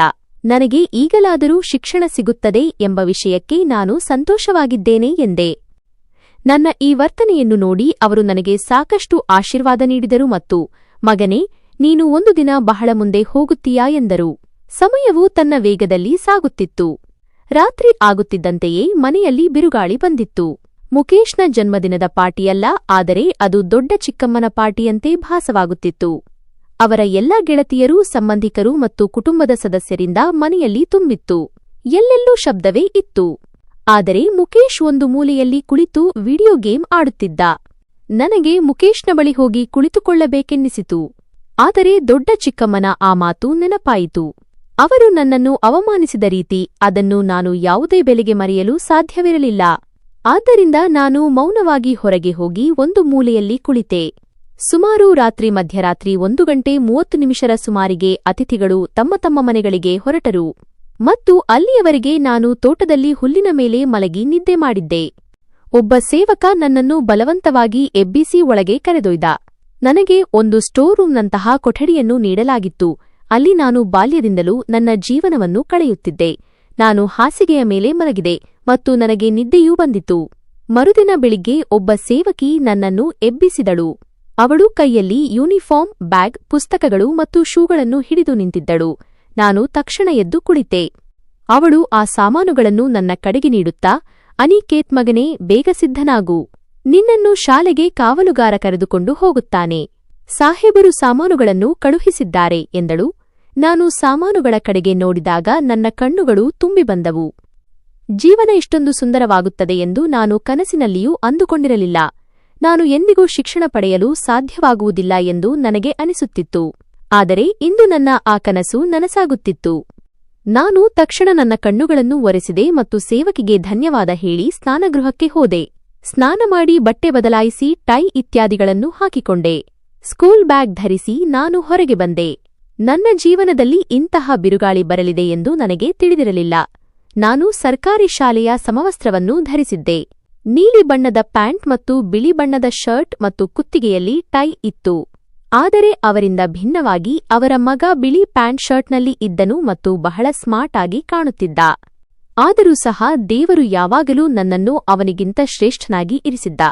ನಾನು ಹತ್ತಿರ ಹೋಗಿ ಚಿಕ್ಕಪ್ಪನಿಗೆ ನಮಸ್ಕಾರ ಮಾಡಿದೆ ಮತ್ತು ಅವರ ಪಾದಗಳನ್ನು ಮುಟ್ಟಿದೆ. ಆಗ ನನ್ನ ದೊಡ್ಡ ಚಿಕ್ಕಮ್ಮ ಇದ್ದಕ್ಕಿದ್ದಂತೆ ನನ್ನ ಟೈಯನ್ನು ಎಳೆದು, ನಿಮಗೆ ಓದುವ ಆಸೆ ಇದೆಯಲ್ಲವೇ? ಹೋಗು ಹೋಗು, ಸರ್ಕಾರಿ ಶಾಲೆಗೆ ಹೋದರೆ ಅಲ್ಲಿನ ವ್ಯವಸ್ಥೆ ಹೇಗಿರುತ್ತದೆ ಎಂದು ತಿಳಿಯುತ್ತದೆ. ನಿನ್ನ ಮನಸ್ಸಿನಲ್ಲಿ ಏನೇನು ನಡೆಯುತ್ತಿದೆಯೋ ಅದನ್ನು ನಾನು ಸಂಜೆ ನಿನಗೆ ಹೇಳುತ್ತೇನೆ ಮತ್ತು ಆ ಕಾವಲುಗಾರನ ವಿಷಯವನ್ನು ನಾನು ನೋಡಿಕೊಳ್ಳುತ್ತೇನೆ. ನನ್ನ ಅನುಮತಿಯಿಲ್ಲದೆ ಈ ಹೆಜ್ಜೆ ಇಟ್ಟಿದ್ದಕ್ಕೆ ಎಂದರು. ನಾನು ಭಯಭರಿತ ಕಣ್ಣುಗಳಿಂದ ಚಿಕ್ಕಪ್ಪನ ಕಡೆಗೆ ನೋಡಿದೆ. ಅವರು ಕಣ್ಣು ಸನ್ನೆಗಳಲ್ಲಿ ನನಗೆ ಹೋಗಲು ಹೇಳುತ್ತಿದ್ದರು. ನಾನು ಏನನ್ನೂ ಹೇಳದೆ ಹೊರಗೆ ಹೋದೆ. ನಾನು ಹೊರಗೆ ಬಂದಾಗ ಕಾವಲುಗಾರ ಅಂಕಲ್ ಬಗ್ಗಿ ನನ್ನನ್ನು ಪ್ರೀತಿಯಿಂದ ನೋಡಿದರು. ಅವರು ನನ್ನ ಕೈಯಲ್ಲಿ 50 ರೂಪಾಯಿ ನೋಟನ್ನು ಕೊಟ್ಟು ನನ್ನ ಕೂದಲನ್ನು ಸರಿಪಡಿಸುತ್ತಾ, 2 ಗಂಟೆಯ ನಂತರ ವಿರಾಮವಿರುತ್ತದೆ. ಮಕ್ಕಳು ತಿಂಡಿಗಳನ್ನು ಖರೀದಿಸುತ್ತಾರೆ. ನೀನು ಸಹ ಈ ಹಣದಿಂದ ಏನಾದರೂ ಖರೀದಿಸಿ ತಿನ್ನು ಮತ್ತು ನಿನ್ನನ್ನು ಚೆನ್ನಾಗಿ ನೋಡಿಕೋ. ಓದಿನಲ್ಲಿ ಗಮನವಿಡು ಮತ್ತು ಕೆಟ್ಟ ಮಕ್ಕಳಿಂದ ಎಚ್ಚರಿಕೆಯಿಂದಿರು, ಏಕೆಂದರೆ ಸರ್ಕಾರಿ ಶಾಲೆಯ ಮಕ್ಕಳು ತುಂಬಾ ಜಾಣರಾಗಿರುತ್ತಾರೆ. ಯಾರೊಂದಿಗೂ ಜಗಳವಾಡಬೇಡ, ಆದರೆ ಎಲ್ಲರೊಂದಿಗೆ ಚೆನ್ನಾಗಿ ವರ್ತಿಸು ಎಂದರು. ಅವರ ಮಾತನ್ನು ಕೇಳಿ ನಾನು ತಲೆಯಲ್ಲಿ ಹೌದು ಎಂದು ಸನ್ನೆ ಮಾಡಿದೆ. ಕಾವಲುಗಾರ ಅಂಕಲ್ ಅವರೊಂದಿಗೆ ನಾನು ಶಾಲೆಗೆ ಹೋದೆ. ಒಂದು ಸಾಮಾನ್ಯ ಮಾರ್ಗವನ್ನು ದಾಟಿದ ನಂತರ ನಾನು ಶಾಲೆಗೆ ತಲುಪಿದೆ. ಅವರು ಮತ್ತೊಮ್ಮೆ ನನಗೆ ಬುದ್ಧಿ ಹೇಳುತ್ತಾ, ನೋಡು ಮಗನೇ, ನಿನ್ನನ್ನು ನೀನು ರಕ್ಷಿಸಿಕೋ ಮತ್ತು ಯಾವುದೇ ಮಗುವಿನೊಂದಿಗೆ ಕೆಟ್ಟದಾಗಿ ವರ್ತಿಸುವ ಅಗತ್ಯವಿಲ್ಲ. ನೀನು ಕೇವಲ ನಿನ್ನ ಓದಿನ ಮೇಲೆ ಗಮನವಿಡು, ಅನಗತ್ಯ ವಿಷಯಗಳ ಮೇಲೆ ಅಲ್ಲ. ಯಾರಾದರೂ ನಿನ್ನೊಂದಿಗೆ ಕೆಟ್ಟದಾಗಿ ವರ್ತಿಸಿದರೆ ನಿನ್ನ ದೊಡ್ಡ ಚಿಕ್ಕಮ್ಮ ಮತ್ತು ಚಿಕ್ಕಪ್ಪನ ಮುಂದೆ ನೀನು ಹೇಗೆ ಪ್ರತಿಕ್ರಿಯೆ ನೀಡುತ್ತೀಯೋ ಅದೇ ರೀತಿ ಪ್ರತಿಕ್ರಿಯೆ ನೀಡು. ನನಗೆ ನಿನ್ನ ಮೇಲೆ ಸಂಪೂರ್ಣ ವಿಶ್ವಾಸವಿದೆ. ನೀನು ಒಂದು ದಿನ ಖಂಡಿತ ಯಶಸ್ವಿಯಾಗುತ್ತೀಯಾ ಎಂದರು. ಅವರ ಮಾತನ್ನು ಕೇಳಿ ನಾನು ಅವರಿಗೆ ಧನ್ಯವಾದ ಹೇಳಿ ಒಳಗೆ ಹೋದೆ. ಅದು ಶಾಲೆಯಾಗಿರಲಿಲ್ಲ, ಆದರೆ ಒಂದು ವಿಚಿತ್ರವಾದ ಭವ್ಯ ಕಟ್ಟಡವಾಗಿತ್ತು. ಇಂತಹ ದೊಡ್ಡ ಶಾಲೆಯನ್ನು ನಾನು ನನ್ನ ಕನಸಿನಲ್ಲಿಯೂ ನೋಡಿರಲಿಲ್ಲ. ನೂರಾರು ಮಕ್ಕಳಿದ್ದ ಒಂದು ದೊಡ್ಡ ಕಾರಿಡಾರ್. ಒಂದು ಕಡೆ ತರಗತಿ ಕೊಠಡಿಗಳಿದ್ದವು, ಇನ್ನೊಂದು ಕಡೆ ಪ್ರಾಂಶುಪಾಲರ ಕಚೇರಿ, ಆಡಳಿತ ಕಚೇರಿ ಮತ್ತು ಇನ್ನೂ ಏನೆಲ್ಲಾ ಇತ್ತು. ನಾನು ಮೌನವಾಗಿ ಒಂದು ಕಡೆ ನಿಂತುಬಿಟ್ಟೆ. ಈಗ ನನಗೆ ಯಾವ ತರಗತಿಗೆ ಪ್ರವೇಶ ನೀಡಲಾಗಿದೆ ಎಂದು ಚಿಂತೆಯಾಗಲಾರಂಭಿಸಿತು. ನನಗೆ ಕೇವಲ ಸಮವಸ್ತ್ರ, ಬ್ಯಾಗ್ ಮತ್ತು ಪುಸ್ತಕಗಳನ್ನು ನೀಡಲಾಗಿತ್ತು. ನಾನು ಯಾವ ತರಗತಿಯ ವಿದ್ಯಾರ್ಥಿ ಎಂದು ಹೇಳಿರಲಿಲ್ಲ. ಕೆಲವು ಕ್ಷಣಗಳ ನಂತರ ನನ್ನ ಮನಸ್ಸಿನಲ್ಲಿ ಒಂದು ಉಪಾಯ ಬಂತು. ಪುಸ್ತಕಗಳ ಮೇಲೆ ನಾನು ಯಾವ ತರಗತಿಗೆ ಸೇರಿದ್ದೇನೆಂದು ಬರೆದಿರಬಹುದು. ನಾನು ತಕ್ಷಣ ಪುಸ್ತಕವನ್ನು ತೆಗೆದೆ ಮತ್ತು ಮುಂದೆ ಮೊದಲ ತರಗತಿ ಎಂದು ಬರೆಯಲಾಗಿತ್ತು. ನಾನು ತಕ್ಷಣ ಒಂದು ಮಗುವಿನೊಂದಿಗೆ ಮಾತನಾಡಲು ಪ್ರಯತ್ನಿಸಿದೆ ಮತ್ತು ನಡುಗುವ ಧ್ವನಿಯಲ್ಲಿ, ಇಲ್ಲಿ ಮೊದಲನೇ ತರಗತಿ ಯಾವುದು ಎಂದು ಕೇಳಿದೆ. ಅವನು ಕೆಲವು ಕ್ಷಣಗಳ ಕಾಲ ನನ್ನನ್ನು ನೋಡಿದ. ನಂತರ, ನೀನು ಇಲ್ಲಿಗೆ ಹೊಸದಾಗಿ ಬಂದಿದ್ದೀಯಾ ಎಂದು ತೋರುತ್ತಿದೆ ಎಂದ. ನಾನು ತಲೆಯನ್ನು ಜೋರಾಗಿ ಅಲ್ಲಾಡಿಸಿದೆ. ಇದ್ದಕ್ಕಿದ್ದಂತೆ ಅವನು ನನ್ನ ಕೂದಲನ್ನು ಕೆಡಿಸಿ, ಇಲ್ಲಿ ಎಚ್ಚರಿಕೆಯಿಂದಿರು, ಇಲ್ಲಿ ಬಹಳ ಕುತಂತ್ರಿ ಮಕ್ಕಳಿದ್ದಾರೆ. ನಾನು ನಿನ್ನನ್ನು ತೊಂದರೆಗೊಳಿಸುವುದಿಲ್ಲವೇ? ಬಲಗಡೆ ಹೋಗಿ ಮುಂದೆ ಇರುವ ಕೋಣೆಯೇ ನಿನ್ನ ತರಗತಿ ಮತ್ತು ನೀನು ಆ ಕೋಣೆಯಿಂದ ಹೊರಗೆ ಬಂದರೆ ಶಿಕ್ಷಕಿ ನಿನ್ನನ್ನು ಬಹಳ ಹೊಡೆಯುತ್ತಾಳೆ ಎಂಬುದನ್ನು ನೆನಪಿಡು ಎಂದ. ನಾನು ಸರಿ ಎಂದು ಹೇಳಿ ಅವನು ಹೇಳಿದ ದಾರಿಯ ಕಡೆಗೆ ಗಮನ ಹರಿಸಿ ನಡೆಯಲು ಪ್ರಾರಂಭಿಸಿದೆ. ಆದರೆ ಕೆಲವು ಕ್ಷಣಗಳ ನಂತರ ನಾನು ಒಂದು ಶೌಚಾಲಯದ ಮುಂದೆ ನಿಂತಿದ್ದೆ. ಈಗ ನನ್ನ ಮನಸ್ಸಿನಲ್ಲಿ ಅನೇಕ ರೀತಿಯ ಆಲೋಚನೆಗಳು ಬರುತ್ತಿದ್ದವು. ಆ ಮಗು ಯಾವುದು ಮುಂದೆ ಬರುತ್ತದೆಯೋ ಅದೇ ನಿನ್ನ ತರಗತಿ ಎಂದು ಹೇಳಿದ್ದ. ನಾನು ಅಲ್ಲಿಗೆ ಹೋಗದಿದ್ದರೆ ಶಿಕ್ಷಕಿ ನನಗೆ ಹೊಡೆಯುತ್ತಾಳೆ. ಆದರೆ ನಾನು ತಕ್ಷಣವೇ ನನ್ನ ಮನಸ್ಸನ್ನು ನಿಗ್ರಹಿಸಿದೆ. ನನಗೆ ಅಷ್ಟು ತಿಳುವಳಿಕೆ ಖಂಡಿತ ಇತ್ತು. ನನ್ನೊಂದಿಗೆ ಯಾರು ತಮಾಷೆ ಮಾಡಿದ್ದಾರೆ? ಶಾಲೆ ಹೀಗಿರಲು ಸಾಧ್ಯವಿಲ್ಲ. ಮುಕೇಶ್ ಮತ್ತು ನಾನು ಚೆನ್ನಾಗಿ ಇರುತ್ತಿರಲಿಲ್ಲ. ಆದರೆ ಇದರ ಹೊರತಾಗಿಯೂ ಮುಕೇಶ್ ನನ್ನನ್ನು ಕೆಣಕಲು ತನ್ನ ಶಾಲೆಯ ವಿಷಯಗಳನ್ನು ಹೇಳುತ್ತಿದ್ದ. ಮತ್ತು ಅವನು ನನಗೆ ನಮ್ಮ ತರಗತಿಯಲ್ಲಿ ಕುಳಿತುಕೊಳ್ಳಲು ಸಾಕಷ್ಟು ಕುರ್ಚಿಗಳಿವೆ ಎಂದು ಹೇಳಿದ್ದ. ನಂತರ ನಾನು ಶೌಚಾಲಯದಿಂದ ಹೊರಗೆ ಬಂದೆ. ಮತ್ತು ಈಗ ನಾನು ಒಬ್ಬ ಮಹಿಳೆಯೊಂದಿಗೆ ಮಾತನಾಡಲು ಪ್ರಯತ್ನಿಸಿದೆ ಮತ್ತು ಬಹಳ ಗೌರವ ಮತ್ತು ಸೌಮ್ಯತೆಯಿಂದ, ಮೇಡಂ, ನನ್ನ ತರಗತಿ ಯಾವುದು? ನಾನು ಇಲ್ಲಿ ಹೊಸ ವಿದ್ಯಾರ್ಥಿ, ಮೊದಲನೇ ತರಗತಿಯವನು ಎಂದು ಕೇಳಿದೆ. ಅವರು ನನ್ನನ್ನು ಆಶ್ಚರ್ಯದಿಂದ ನೋಡಿದರು. ಅವರು ನಿಮ್ಮ ಹೆಸರೇನು ಎಂದು ಕೇಳಿದರು. ನಾನು ಮೌನವಾಗಿದ್ದೆ ಮತ್ತು ನಂತರ ತಡಬಡಾಯಿಸುತ್ತಾ, ನನ್ನ ಹೆಸರು ಅನಿಕೇತ್. ನನಗೆ ನಿನ್ನೆ ಇಲ್ಲಿ ಪ್ರವೇಶ ಸಿಕ್ಕಿದೆ. ನನ್ನ ಚಿಕ್ಕಪ್ಪ ತಾವು ಮಾಡಿಸಿದ್ದಾರೆ ಎಂದೆ. ಅವರು, ನಿಮ್ಮನ್ನು ನೋಡಿದರೆ ನೀವು ವಿದ್ಯಾವಂತ ಕುಟುಂಬಕ್ಕೆ ಸೇರಿದವರಂತೆ ಕಾಣಿಸುತ್ತೀರಿ. ಇಲ್ಲಿ ಸರ್ಕಾರಿ ಶಾಲೆಗೆ ಹೇಗೆ ಬಂದಿರಿ ಎಂದು ಕೇಳಿದರು. ಅವರು ನನ್ನೊಂದಿಗೆ ಬರುವಂತೆ ಸನ್ನೆ ಮಾಡಿ ನಿಧಾನವಾದ ಧ್ವನಿಯಲ್ಲಿ ಹೇಳಿದರು. ಮತ್ತೊಮ್ಮೆ ನಾನು ಕೆಲವು ಕ್ಷಣ ಮೌನವಾಗಿದ್ದೆ. ಆದರೆ ಅವರ ಪ್ರಶ್ನಾರ್ಥಕ ನೋಟವನ್ನು ನೋಡುತ್ತಾ, ನನ್ನ ಚಿಕ್ಕಪ್ಪ ದೊಡ್ಡ ವ್ಯಾಪಾರಿಯಾಗಿದ್ದಾರೆ, ಗೌರವ್ ತ್ರಿಪಾಠಿಜಿ. ನಾನು ಅವರ ಸೋದರಳಿಯ. ನನ್ನ ತಂದೆ ಸುಶೀಲ್ ತ್ರಿಪಾಠಿ ಅವರು ಸಹ ದೊಡ್ಡ ವ್ಯಾಪಾರಿಯಾಗಿದ್ದರು. ಆದರೆ ಈಗ ಅವರು ಈ ಜಗತ್ತಿನಲ್ಲಿ ಇಲ್ಲ. ನನ್ನ ದೊಡ್ಡ ಚಿಕ್ಕಮ್ಮನಿಗೆ ನಾನು ಇಷ್ಟವಿಲ್ಲ. ಆದ್ದರಿಂದ ಅವರು ನನ್ನ ಶಿಕ್ಷಣವನ್ನು ಖಾಸಗಿ ಶಾಲೆಯಲ್ಲಿ ಮಾಡಿಸುವ ಬದಲು ಸರ್ಕಾರಿ ಶಾಲೆಗೆ ಸೇರಿಸಿದ್ದಾರೆ. ಆದರೆ ಮೇಡಂ, ಓದುವ ಮಕ್ಕಳು ಎಲ್ಲಿ ಬೇಕಾದರೂ ಓದುತ್ತಾರೆ ಮತ್ತು ಮುನ್ನಡೆಯುತ್ತಾರೆ. ನನಗೆ ನನ್ನ ಮೇಲೆ ಸಂಪೂರ್ಣ ವಿಶ್ವಾಸವಿದೆ. ನೀವು ನನ್ನನ್ನು ನನ್ನ ತರಗತಿಗೆ ತಲುಪಿಸುತ್ತೀರಾ? ನಾನು ಒಬ್ಬ ಮಗುವಿನಿಂದ ದಾರಿ ಕೇಳಿ ಇಲ್ಲಿಯವರೆಗೆ ಬಂದಿದ್ದೆ. ಆದರೆ ಅವನು ನನ್ನನ್ನು ಬಹಳ ದೂರದ ಶೌಚಾಲಯದ ಮಾರ್ಗಕ್ಕೆ ತಲುಪಿಸಿದ್ದ. ಅವನು ಯಾವುದು ಮುಂದೆ ಬರುತ್ತದೆಯೋ ಅದೇ ಕೋಣೆಗೆ ಹೋಗು, ಹೊರಗೆ ಬಂದರೆ ಶಿಕ್ಷಕಿ ಹೊಡೆಯುತ್ತಾಳೆ ಎಂದು ಹೇಳಿದ್ದ. ಆದರೆ ನನಗೆ ಅಷ್ಟು ತಿಳುವಳಿಕೆ ಇದೆ. ನಾನು ಶೌಚಾಲಯದೊಳಗೆ ಕುಳಿತುಕೊಂಡಿದ್ದರೆ ಆಗ ಶಿಕ್ಷಕಿ ನನಗೆ ಹೊಡೆಯುತ್ತಿದ್ದಳು, ಬೇರೆಲ್ಲ ಅಲ್ಲ ಎಂದೆ. ನನ್ನ ಮಾತನ್ನು ಕೇಳಿ ಅವರು ಮೃದುವಾಗಿ ನಕ್ಕರು ಮತ್ತು ನೀವು ತುಂಬಾ ಸಭ್ಯರಾಗಿ ಕಾಣಿಸುತ್ತಿದ್ದೀರಿ. ಇಲ್ಲಿ ಪ್ರತಿ ಮಗು ನಿಮ್ಮನ್ನು ತೊಂದರೆಗೊಳಿಸುತ್ತದೆ. ಆದರೆ ನೋಡಿ, ಯಾವುದೇ ಮಗುವಿನೊಂದಿಗೆ ಅತಿಯಾಗಿ ಬೆರೆಯುವ ಅಗತ್ಯವಿಲ್ಲ. ಯಾರಾದರೂ ಮಗು ನಿಮ್ಮ ಸ್ವಭಾವಕ್ಕೆ ಸರಿಹೊಂದುತ್ತದೆ ಮತ್ತು ನಿಮ್ಮೊಂದಿಗೆ ಉತ್ತಮವಾಗಿ ವರ್ತಿಸುತ್ತಿದೆ ಎಂದು ನಿಮಗೆ ಅನಿಸಿದರೆ ಮಾತ್ರ ಅವರೊಂದಿಗೆ ಸ್ನೇಹ ಮಾಡಿ, ಇಲ್ಲದಿದ್ದರೆ ಅಗತ್ಯವಿಲ್ಲ. ಇದು ನಿಮ್ಮ ತರಗತಿ. ಈಗ ನೀವು ಒಳಗೆ ಹೋಗಿ ನಿಮ್ಮ ಅಧ್ಯಯನವನ್ನು ಪ್ರಾರಂಭಿಸಿ ಎಂದರು. ಅವರು ಒಂದು ತರಗತಿಯ ಮುಂದೆ ನಿಂತು ಮುಂದಕ್ಕೆ ಸನ್ನೆ ಮಾಡಿದರು ಮತ್ತು ನಾನು ಅವರಿಗೆ ಧನ್ಯವಾದ ಹೇಳಿ ಒಳಗೆ ಹೋದೆ. ಒಳಗೆ ಓದಲು ಯಾವುದೇ ಕುರ್ಚಿ ಅಥವಾ ಮೇಜು ಇರಲಿಲ್ಲ. ಬದಲಿಗೆ ನೆಲದ ಮೇಲೆ ಜಮಖಾನ ಹಾಸಲಾಗಿತ್ತು ಮತ್ತು ಮಕ್ಕಳು ಮೌನವಾಗಿ ಕುಳಿತು ಕಪ್ಪು ಹಲಗೆಯ ಕಡೆಗೆ ಗಮನ ಕೊಡುತ್ತಿದ್ದರು. ನಾನು ಎಲ್ಲಾ ಮಕ್ಕಳಿಗೆ ಹಲೋ ಹೇಳಬೇಕೆಂದು ಅನಿಸಿತು. ಆದರೆ ಶಿಕ್ಷಕರ ಹೇಳಿಕೆಯ ಪ್ರಕಾರ ಒಂದು ಕಡೆ ಹೋಗಿ ಕುಳಿತುಕೊಂಡೆ. ನನ್ನ ಹೃದಯ ಬಡಿತ ಹೆಚ್ಚಾಗುತ್ತಿತ್ತು. ಅವರು ನನ್ನನ್ನು ಸರಿಯಾದ ತರಗತಿಗೆ ತಲುಪಿಸಿದ್ದಾರೆಯೇ? ಮುಕೇಶ್ ತರಗತಿಯಲ್ಲಿ ಅತ್ಯುತ್ತಮ ಗುಣಮಟ್ಟದ ಕುರ್ಚಿಗಳಿವೆ ಎಂದು ಹೇಳಿದ್ದ. ಶಿಕ್ಷಕರ ಮೇಜು ಇರುತ್ತದೆ, ವೈಟ್ ಬೋರ್ಡ್ ಇರುತ್ತದೆ. ಆದರೆ ಇಲ್ಲಿ ಅಂತಹದೇನೂ ಇರಲಿಲ್ಲ. ಇಲ್ಲಿ ಬೋರ್ಡ್ ಇತ್ತು, ಆದರೆ ಕಪ್ಪು ಬಣ್ಣದ್ದಾಗಿತ್ತು. ಕೋಣೆಯಲ್ಲಿ ಬಹಳ ಧೂಳು ಇತ್ತು. ಕಿಟಕಿಗಳು ತೆರೆದಿದ್ದವು. ಫ್ಯಾನ್ ಇರಲಿಲ್ಲ. ಮುಕೇಶ್ ತನ್ನ ತರಗತಿಯಲ್ಲಿ ಎಸಿ ಕೂಡ ಇದೆ, ಕ್ಯಾಮೆರಾಗಳು ಇವೆ ಮತ್ತು ದೊಡ್ಡ ವೈಟ್ ಬೋರ್ಡ್ ಸಹ ಇದೆ ಎಂದು ಹೇಳಿದ್ದ. ನನಗೆ ಈಗ ಭಯವಾಗಲಾರಂಭಿಸಿತು. ಈ ಕೋಣೆಯಲ್ಲಿ ಬಹಳ ಗದ್ದಲವಿತ್ತು.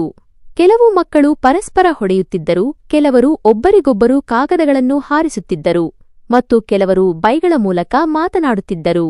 ಇಲ್ಲಿನ ವಾತಾವರಣ ನನಗೆ ಬಹಳ ವಿಚಿತ್ರವೆನಿಸಿತು. ಮುಕೇಶ್ ಸುಳ್ಳು ಹೇಳುತ್ತಿದ್ದ. ನನ್ನ ಮನಸ್ಸಿನಲ್ಲಿ ಅನೇಕ ಆಲೋಚನೆಗಳು ಸುಳಿದಾಡುತ್ತಿದ್ದವು. ಅದೇ ಕ್ಷಣದಲ್ಲಿ ಯಾರೋ ಕೋಣೆಯ ಬಾಗಿಲಿಗೆ ಜೋರಾಗಿ ಬಡಿದಿದ್ದರು. ನಾನು ಗಾಬರಿಯಿಂದ ಆ ಕಡೆ ನೋಡಿದೆ.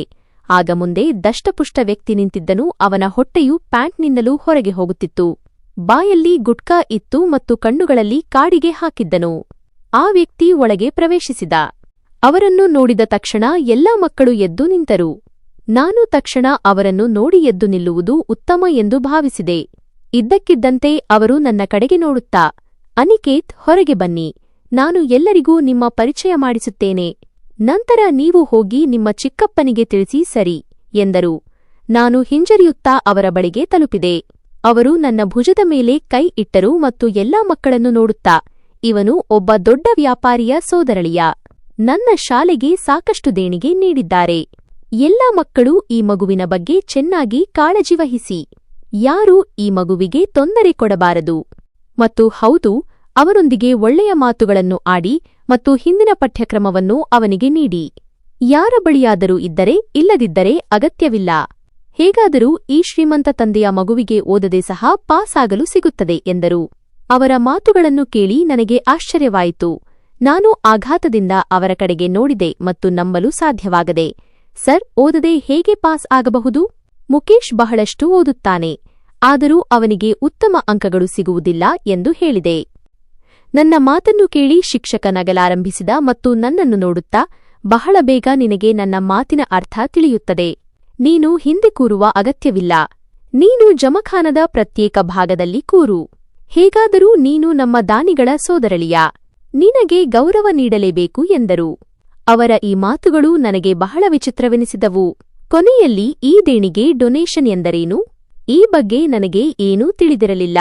ಆದರೆ ಹಣದ ಆಧಾರದ ಮೇಲೆ ಯಾರಿಗಾದರೂ ಗೌರವ ನೀಡುವುದು ನನ್ನ ತಿಳುವಳಿಕೆಗೆ ಮೀರಿದ್ದಾಗಿತ್ತು. ಸಮಯ ನಿಧಾನವಾಗಿ ಸಾಗುತ್ತಿತ್ತು. ಅವರ ತರಗತಿಯಲ್ಲಿ ಸಂಪೂರ್ಣ ಮೌನವಿತ್ತು. ಬಹುಶಃ ಅವರು ಬಹಳ ಕಟ್ಟುನಿಟ್ಟಾದ ವರ್ತನೆಯ ಶಿಕ್ಷಕರಾಗಿದ್ದರು. ಎಲ್ಲ ಮಕ್ಕಳು ಅವರಿಗೆ ಬಹಳ ಹೆದರುತ್ತಿದ್ದರು ಮತ್ತು ಅವರ ಕಣ್ಣುಗಳಲ್ಲಿ ಭಯವು ಸ್ಪಷ್ಟವಾಗಿ ಕಾಣಿಸುತ್ತಿತ್ತು. ಆದರೆ ಅವರು ನನ್ನೊಂದಿಗೆ ಕೆಟ್ಟದಾಗಿ ವರ್ತಿಸಲಿಲ್ಲ. ಅವರ ಉಪನ್ಯಾಸ ಸುಮಾರು ಅರ್ಧ ಗಂಟೆಯ ನಂತರ ಮುಗಿಯಿತು ಮತ್ತು ನಂತರ ಒಬ್ಬ ಹೊಸ ಶಿಕ್ಷಕ ಬಂದರು. ಅವರು ಕೂಡ ನನ್ನ ಪರಿಚಯವನ್ನು ಇದೇ ರೀತಿ ಮಾಡಿಸಿದರು. ಇದೆಲ್ಲವೂ ನನಗೆ ಬಹಳ ವಿಚಿತ್ರವೆನಿಸುತ್ತಿತ್ತು. ಆದರೆ ನಾನು ಮೌನವಾಗಿದ್ದೆ ಮತ್ತು ಎಲ್ಲಿಯೂ ನನ್ನ ಮನಸ್ಸಿನಲ್ಲಿ ಒಂದು ಶಾಂತಿ ಇತ್ತು. ಇದು ಸರ್ಕಾರಿ ಶಾಲೆ ಆಗಿದ್ದರೂ ಕನಿಷ್ಠ ಇಲ್ಲಿನ ಜನರು ನನಗೆ ತಿಳಿದಿದ್ದಾರೆ. ಇಲ್ಲಿ ನನಗೆ ತೊಂದರೆಯಾಗುವುದಿಲ್ಲ. ಇಲ್ಲಿ ಕೆಲವು ನೆರಳುಗಳು ಕೆಟ್ಟವಾಗಿದ್ದರೆ ಎಲ್ಲಿಯೋ ಅವು ಒಳ್ಳೆಯವೂ ಆಗಿದ್ದವು. ಬಹುಶಃ ನಾನು ಚಿಕ್ಕಪ್ಪನ ಯಾವುದೋ ಸಹೋದರನ ಮಗು ಎಂದು ಅವರಿಗೆ ಅರಿವಿತ್ತು. ಸಮಯವು ತನ್ನ ವೇಗದಲ್ಲಿ ಸಾಗುತ್ತಿತ್ತು. ನನಗೆ ಕೇವಲ 1 ವಾರ ಬೇಕಾಯಿತು ಮತ್ತು ನಾನು ಶಾಲೆಯ ವ್ಯವಸ್ಥೆಯನ್ನು ಚೆನ್ನಾಗಿ ಅರ್ಥಮಾಡಿಕೊಂಡೆ. ಮೊದಲ ಅವಧಿಯು ನನಗೆ ಬಹಳ ಸುಲಭವೆಂದು ಸಾಬೀತಾಯಿತು. ಶಾಲೆಗೆ ಹೋಗುವ ಮೊದಲು ನಾನು ಮುಕೇಶ್ನ ಪುಸ್ತಕಗಳಿಂದ ಗುಟ್ಟಾಗಿ ಓದುತ್ತಿದ್ದೆ. ಇದೇ ಕಾರಣದಿಂದಾಗಿ ಇಲ್ಲಿ ಬಂದ ನಂತರ ನನಗೆ ಎಲ್ಲವೂ ಸುಲಭವೆನಿಸಿತು. ಆರಂಭದಲ್ಲಿ ನನಗೆ ಬಹಳ ತೊಂದರೆಯಾಗುತ್ತಿತ್ತು, ಏಕೆಂದರೆ ನಾನು ಮುಕೇಶ್ನ ಪುಸ್ತಕಗಳನ್ನು ಇಂಗ್ಲಿಷ್ನಲ್ಲಿ ಓದಿದ್ದೆ ಮತ್ತು ಇಲ್ಲಿ ಎಲ್ಲವೂ ಹಿಂದಿಯಲ್ಲಿ ಇರುತ್ತಿತ್ತು. ಸರ್ಕಾರಿ ಶಾಲೆಗಳು ದೊಡ್ಡ ಶಾಲೆಗಳಿಗೆ ಹೋಲಿಸಿದರೆ ಮುಂದೆ ಸಾಗುತ್ತವೆ. ಅಂದರೆ ನಮ್ಮ ಪರೀಕ್ಷೆ ನಡೆಯುತ್ತಿರುವಾಗ ಮುಕೇಶ್ನ ಪರೀಕ್ಷೆಯೂ ನಡೆಯುತ್ತಿತ್ತು ಮತ್ತು ನಾವಿಬ್ಬರೂ ಒಂದೇ ಸಮಯದಲ್ಲಿ ಫಲಿತಾಂಶ ಪಡೆದಿದ್ದೆವು. ಅವನು 2ನೇ ತರಗತಿಯ ವಿದ್ಯಾರ್ಥಿಯಾಗಿದ್ದ ಮತ್ತು ನಾನು 1ನೇ ತರಗತಿಯವನಾಗಿದ್ದೆ. ನಮ್ಮಿಬ್ಬರ ಫಲಿತಾಂಶ ಬಂದ ದಿನ ಮನೆಯಲ್ಲಿ ಕೋಲಾಹಲ ಉಂಟಾಯಿತು. ನಾನು ಮೊದಲ ಬಾರಿಗೆ ಶಾಲೆಗೆ ಹೋಗಿ ಇಡೀ ಶಾಲೆಯಲ್ಲಿ ಪ್ರಥಮ ಸ್ಥಾನ ಪಡೆದಿದ್ದೆ ಮತ್ತು ಮುಕೇಶ್ ಕೇವಲ 10ನೇ ಶ್ರೇಣಿಯನ್ನು ಗಳಿಸಿದ್ದ. ದೊಡ್ಡ ಚಿಕ್ಕಮ್ಮ ಭಾವನಾ ಇಡೀ ಮನೆಯನ್ನು ತಲೆ ಕೆಳಗು ಮಾಡಿದ್ದರು. ಮುಕೇಶ್ಗೆ ಸಾಕಷ್ಟು ಬೈಗುಳ ಬಿತ್ತು. ಅದಕ್ಕಿಂತ ಹೆಚ್ಚಿನ ಬೈಗುಳ ನನಗೆ ಸಿಕ್ಕಿತ್ತು. ನೀನು ಹೇಗೆ ಇಷ್ಟು ಉತ್ತಮ ಅಂಕಗಳನ್ನು ಪಡೆದು ಪಾಸ್ ಆಗಿದ್ದೀಯಾ ಎಂದು. ನನ್ನ ಫಲಿತಾಂಶದ ಬಗ್ಗೆ ಯಾರಾದರೂ ಅವರಿಗೆ ಫೋನ್ ಮಾಡಿ ಕೇಳಿದರೆ ಅವರು ಉದ್ದೇಶಪೂರ್ವಕವಾಗಿ ನನ್ನ ಬಗ್ಗೆ ಕೆಟ್ಟದಾಗಿ ಮಾತನಾಡುತ್ತಿದ್ದರು ಮತ್ತು ತಮ್ಮ ಮಗನ ಅಸಹಾಯಕತೆಗೆ ಸಾಕ್ಷಿ ನೀಡುತ್ತಿದ್ದರು. ನನ್ನ ಮಗ ಅನಾರೋಗ್ಯದಿಂದ ಬಳಲುತ್ತಿದ್ದ, ಅದಕ್ಕಾಗಿಯೇ ಅವನ ಅಂಕಗಳು ಕಡಿಮೆಯಾಗಿವೆ ಎಂದು. ಆದರೂ ಅಂತಹದೇನೂ ಇರಲಿಲ್ಲ. ಅನಾರೋಗ್ಯದಿಂದ ಬಳಲುತ್ತಿದ್ದವನು ನಾನೇ. ಪರೀಕ್ಷೆಗಳ ಸಮೀಪ ಇದ್ದಕ್ಕಿದ್ದಂತೆ ನನಗೆ ಜ್ವರ ಬಂದಿತ್ತು. ಇದೇ ಕಾರಣದಿಂದಾಗಿ ಸ್ವಲ್ಪ ತೊಂದರೆಯಾಗಿತ್ತು. ಆದರೆ ದೇವರ ಕೃಪೆಯಿಂದ ನಾನು ಅನಾರೋಗ್ಯಕ್ಕೆ ಒಳಗಾಗುವ ಮೊದಲು ನನ್ನ ತಯಾರಿಯನ್ನು ಪೂರ್ಣಗೊಳಿಸಿದ್ದೆ. ಆದ್ದರಿಂದ ನನಗೆ ಕೊನೆಯ ಕ್ಷಣದಲ್ಲಿ ಯಾವುದೇ ತೊಂದರೆಯನ್ನು ಎದುರಿಸಬೇಕಾಗಿ ಬರಲಿಲ್ಲ. ಸಮಯವು ತನ್ನ ವೇಗದಲ್ಲಿ ಸಾಗುತ್ತಿತ್ತು. ಈಗ ನಾವು ಮೊದಲ ತರಗತಿಯಿಂದ 8ನೇ ತರಗತಿಗೆ ತಲುಪಿದ್ದೆವು. ಮುಕೇಶ್ನ ವೃತ್ತಿಜೀವನವು ನಿರ್ಧಾರವಾಗಿತ್ತು.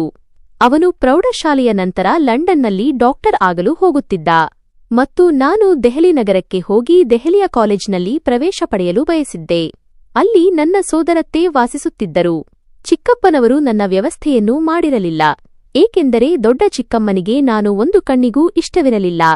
ಅವರಿಗೆ ನನ್ನನ್ನು ಸಹಿಸಿಕೊಳ್ಳುವುದು ಸಮಯದೊಂದಿಗೆ ಕಷ್ಟವಾಗುತ್ತಿತ್ತು. ಆದರೆ ನನ್ನ 8ನೇ ತರಗತಿಯು ನನಗೆ ತೊಂದರೆಯನ್ನುಂಟು ಮಾಡುತ್ತದೆ ಎಂದು ನನಗೆ ಮಾತ್ರ ತಿಳಿದಿತ್ತು. ಇಂದು ಒಂದು ಸಾಮಾನ್ಯ ದಿನವಾಗಿತ್ತು.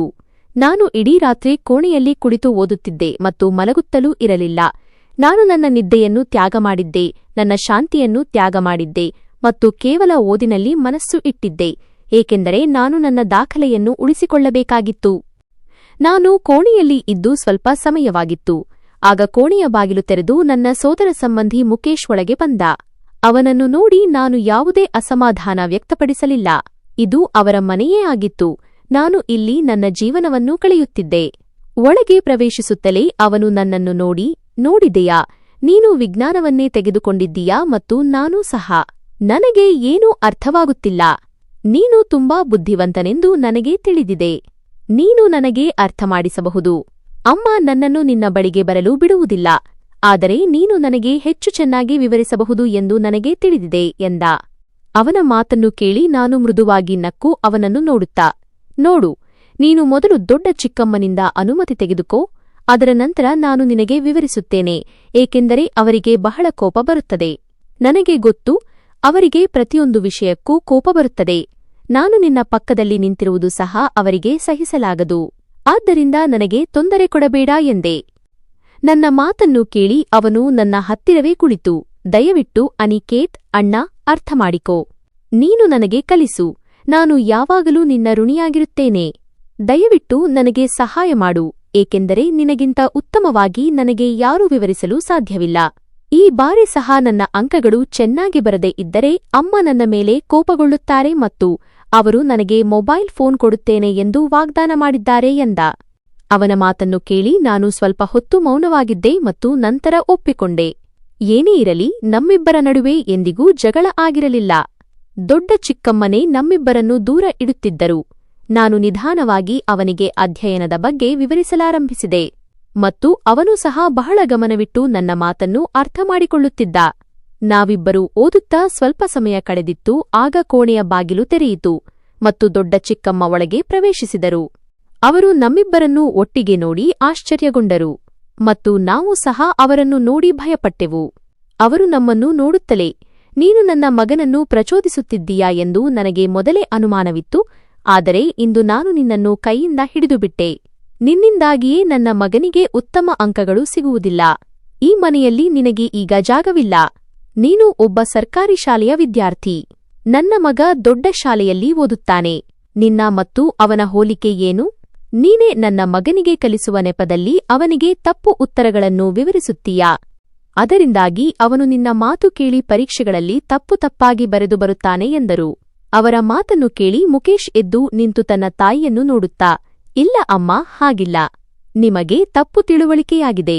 ಅನಿಕೇತ್ ನನಗೆ ತಪ್ಪು ಕಲಿಸುವುದಿಲ್ಲ. ಬದಲಿಗೆ ಅವನು ಪ್ರತಿ ಬಾರಿ ನನಗೆ ಸಹಾಯ ಮಾಡುತ್ತಾನೆ ಮತ್ತು ಅವನಿಂದಾಗಿಯೇ ನಾನು ಸ್ವಲ್ಪ ಏನಾದರೂ ಮಾಡಲು ಸಾಧ್ಯವಾಗುತ್ತದೆ. ಅಮ್ಮ, ನನ್ನ ವಿಜ್ಞಾನದ ಪರೀಕ್ಷೆ ಇದೆ ಮತ್ತು ಅನಿಕೇತ್ನ ವಿಜ್ಞಾನ ಬಹಳ ಚೆನ್ನಾಗಿದೆ. ಅವನು ನನ್ನ ಹಿಂದಿನ ತರಗತಿಯವನಾಗಿದ್ದರೂ ಅವನು ಓದಿನಲ್ಲಿ ಬಹಳ ಉತ್ತಮ. ನಾನು ಕೇವಲ ಅವನಿಂದ ವಿಜ್ಞಾನದ ಕೆಲವು ಸೂತ್ರಗಳನ್ನು ಅರ್ಥಮಾಡಿಕೊಳ್ಳುತ್ತಿದ್ದೆ. ಇಂದಿನ ಮೊದಲು ಸಹ ಅವನು ನನಗೆ ಹಲವು ಬಾರಿ ಸಹಾಯ ಮಾಡಿದ್ದಾನೆ ಎಂದ. ಅವನು ತನ್ನ ಮಾತು ಪೂರ್ಣಗೊಳಿಸುವ ಮುನ್ನವೇ ಇದ್ದಕ್ಕಿದ್ದಂತೆ ದೊಡ್ಡ ಚಿಕ್ಕಮ್ಮ ಅವನ ಮಣಿಕಟ್ಟನ್ನು ಹಿಡಿದು ಅವನನ್ನು ತಮ್ಮ ಹಿಂದೆ ಎಳೆದುಕೊಂಡರು ಮತ್ತು ಕಣ್ಣು ಸನ್ನೆಯಿಂದ ಅವನಿಗೆ, ನೀನು ಸಂಪೂರ್ಣವಾಗಿ ಮೌನವಾಗಿರು. ನೀನು ನಿನ್ನ ತಂದೆಯ ಮುಂದೆ ನಾನು ಏನು ಹೇಳುತ್ತೇನೆಯೋ ಅದನ್ನೇ ಹೇಳಬೇಕು. ಮತ್ತು ನೀನು, ಅವರು ನನ್ನ ಕಡೆಗೆ ಬೆರಳು ತೋರಿಸಿ, ನೀನು ನಿನ್ನ ಸಾಮಾನುಗಳನ್ನು ಕಟ್ಟಿಕೋ. ಪ್ರೌಢಶಾಲೆಯ ನಂತರದ ವಿಷಯವಲ್ಲ. ನೀನು ಈಗಲೇ ನನ್ನ ಮನೆಯಿಂದ ಹೋಗು. ನಾನು ನಿನ್ನನ್ನು ಇನ್ನು ನನ್ನ ಮನೆಯಲ್ಲಿ ಇರಲು ಬಿಡುವುದಿಲ್ಲ ಎಂದರು. ಇದನ್ನು ಹೇಳುತ್ತಲೇ ಅವರು ಕೋಪದಿಂದ ಕೋಣೆಯಿಂದ ಹೊರಗೆ ಹೋದರು. ಆಗ ನನ್ನ ಕೈಕಾಲುಗಳು ತಣ್ಣಗಾಗಲು ಪ್ರಾರಂಭಿಸಿದವು. ನನ್ನ ಹೃದಯ ಮತ್ತು ಮನಸ್ಸು ಸಂಪೂರ್ಣವಾಗಿ ಕೆಲಸ ಮಾಡುತ್ತಿರಲಿಲ್ಲ. ನನ್ನೊಂದಿಗೆ ಏನಾಗುತ್ತಿದೆ ಎಂದು ನನಗೆ ಏನೂ ಅರ್ಥವಾಗುತ್ತಿರಲಿಲ್ಲ. ಸ್ವಲ್ಪ ಸಮಯದ ನಂತರ ಕೋಣೆಯ ಬಾಗಿಲು ತೆರೆಯಿತು ಮತ್ತು ಚಿಕ್ಕಪ್ಪ ಒಳಗೆ ಬಂದರು. ನಾನು ಏನಾದರೂ ಅರ್ಥಮಾಡಿಕೊಳ್ಳುವ ಮೊದಲು ಅವರು ನನ್ನ ಮುಖಕ್ಕೆ ಜೋರಾಗಿ ಒಂದು ಕಪಾಳಮೋಕ್ಷ ಮಾಡಿದರು ಮತ್ತು ನನ್ನ ಕಿವಿಯನ್ನು ತಿರುಗಿಸುತ್ತಾ, ನೀನು ಮುಕೇಶ್ನಿಂದ ದೂರವಿರಬೇಕು ಎಂದು ನಾನು ನಿನಗೆ ಹೇಳಿರಲಿಲ್ಲವೇ? ನಿನಗೆ ನನ್ನ ಮಾತು ಏಕೆ ಅರ್ಥವಾಗುವುದಿಲ್ಲ ಅನಿಕೇತ್? ನೀನು ಏಕೆ ಅನಗತ್ಯವಾಗಿ ನಿನಗಾಗಿ ತೊಂದರೆಗಳನ್ನು ಸೃಷ್ಟಿಸುತ್ತೀಯಾ? ಮತ್ತು ಈಗಲೂ ನೀನು ಅದೇ ರೀತಿ ಮಾಡಿದ್ದೀಯಾ? ಈಗ ನೀನು ನಿನ್ನ ಸಾಮಾನುಗಳನ್ನು ಕಟ್ಟಿಕೋ. ನಾನು ಇಂದೇ ನಿನ್ನನ್ನು ದೆಹಲಿಗೆ ಕಳುಹಿಸುತ್ತೇನೆ. ಈಗ ನೀನು ಪ್ರೌಢಶಾಲೆಯನ್ನು ಅಲ್ಲಿಯೇ ಮಾಡು. ನಾನು ನಿನ್ನಿಂದ ಬೇಸತ್ತಿದ್ದೇನೆ. ನೀನು ನನ್ನ ಜೀವನವನ್ನು ಹಾಳು ಮಾಡಿದ್ದೀಯಾ. ಅನಗತ್ಯವಾಗಿ ನಾನು ನಿನ್ನ ಜವಾಬ್ದಾರಿಯನ್ನು ನನ್ನ ತಲೆಯ ಮೇಲೆ ತೆಗೆದುಕೊಂಡಿದ್ದೆ. ನಾನು ನಿನ್ನನ್ನು ಬಾಲ್ಯದಲ್ಲೇ ಯಾವುದಾದರೂ ಅನಾಥಾಶ್ರಮಕ್ಕೆ ಎಸೆದಿದ್ದರೆ ಇಂದು ಈ ತೊಂದರೆ ನನ್ನ ತಲೆಯ ಮೇಲೆ ಇರುತ್ತಿರಲಿಲ್ಲ ಎಂದರು. ಚಿಕ್ಕಪ್ಪನ ಮಾತನ್ನು ಕೇಳಿ ನಾನು ಅವರ ಪಾದಗಳನ್ನು ಹಿಡಿದು ಅಳುತ್ತಾ, ಚಿಕ್ಕಪ್ಪ, ಹೀಗೆ ಮಾಡಬೇಡಿ. ಪ್ರೌಢಶಾಲೆಯವರೆಗೂ ನನ್ನನ್ನು ಎಲ್ಲಿಗೂ ಹೋಗಲು ಬಿಡಬೇಡಿ. ನಾನು ಇಲ್ಲಿಂದ ಹೋಗಲು ಸಾಧ್ಯವಿಲ್ಲ. ನಾನು ದೆಹಲಿಗೆ ಹೋದರೆ ನನ್ನ ಓದು ಅರ್ಧಕ್ಕೆ ನಿಲ್ಲುತ್ತದೆ. ದಯವಿಟ್ಟು ಚಿಕ್ಕಪ್ಪ, ನನ್ನೊಂದಿಗೆ ಹೀಗೆ ಮಾಡಬೇಡಿ. ನಾನು ನಿಮ್ಮ ಮುಂದೆ ಕೈ ಜೋಡಿಸುತ್ತೇನೆ. ನಾನು ಮುಕೇಶ್ನನ್ನು ಕರೆದಿರಲಿಲ್ಲ. ಅವನು ತಾನಾಗಿಯೇ ನನ್ನ ಕೋಣೆಗೆ ಬಂದಿದ್ದ ಮತ್ತು ನೀನು ನನಗೆ ಕೆಲವು ಸೂತ್ರಗಳನ್ನು ವಿವರಿಸು ಎಂದು ಹೇಳಿದ್ದ.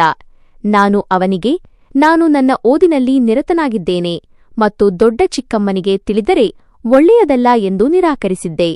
ಆದರೆ ಅವನು ಹಾಗೇನೂ ಆಗುವುದಿಲ್ಲ. ಯಾರಿಗೂ ಏನೂ ತಿಳಿಯುವುದಿಲ್ಲ. ನೀನು ನನಗೆ ಸಹಾಯ ಮಾಡು ಎಂದು ಹೇಳಿದ್ದ. ಆದರೆ ಆಗಲೇ ದೊಡ್ಡ ಚಿಕ್ಕಮ್ಮ ಕೋಣೆಗೆ ಬಂದರು ಮತ್ತು ಮಾತನ್ನು ತಪ್ಪಾಗಿ ಅರ್ಥಮಾಡಿಕೊಂಡರು. ನಿಮಗೆ ನಂಬಿಕೆ ಇಲ್ಲದಿದ್ದರೆ ನೀವು ಮುಕೇಶ್ಗೆ ಹೋಗಿ ನೀವೇ ಕೇಳಿ ಎಂದೆ. ನನ್ನ ಅಳುವುದು ಮತ್ತು ಬೇಡಿಕೊಳ್ಳುವ ಧ್ವನಿ ಹೊರಗೆ ಹೋಗುತ್ತಿತ್ತು. ಸ್ವಲ್ಪ ಸಮಯ ಕಳೆದಿತ್ತು ಮತ್ತು ಕೋಣೆಯ ಬಾಗಿಲು ತೆರೆದು ಮುಕೇಶ್ ಒಳಗೆ ಬಂದ. ಅವನ ಹಿಂದೆ ಅವನ ತಾಯಿಯೂ ಒಳಗೆ ಬಂದಳು. ಅವನು ನನ್ನ ಮುಂದೆ ನಿಂತು ತನ್ನ ತಂದೆಯ ಕಣ್ಣುಗಳಲ್ಲಿ ನೋಡುತ್ತಾ, ಅಪ್ಪ, ಇಂದು ಅನಿಕೇತ್ ಈ ಮನೆಯಿಂದ ಹೋದರೆ ನೆನಪಿಡಿ, ನಾನೂ ಸಹ ಇಲ್ಲಿಂದ ಹೋಗುತ್ತೇನೆ. ನಾನು ಬೋರ್ಡಿಂಗ್ ಸ್ಕೂಲ್ಗೆ ಹೋಗುತ್ತೇನೆ ಮತ್ತು ನಿಮ್ಮನ್ನು ಭೇಟಿಯಾಗಲು ಸಹ ಇಷ್ಟಪಡುವುದಿಲ್ಲ. ನೀವು ನನ್ನ ಕಾರಣದಿಂದ ಅನಿಕೇತ್ಗೆ ನೋವು ನೀಡಲು ಸಾಧ್ಯವಿಲ್ಲ. ಅವನು ನನ್ನನ್ನು ಬೇಡ ಎಂದಿದ್ದ ಮತ್ತು ನನಗೆ ಕಲಿಸಲು ಸಹ ಬಯಸುತ್ತಿರಲಿಲ್ಲ.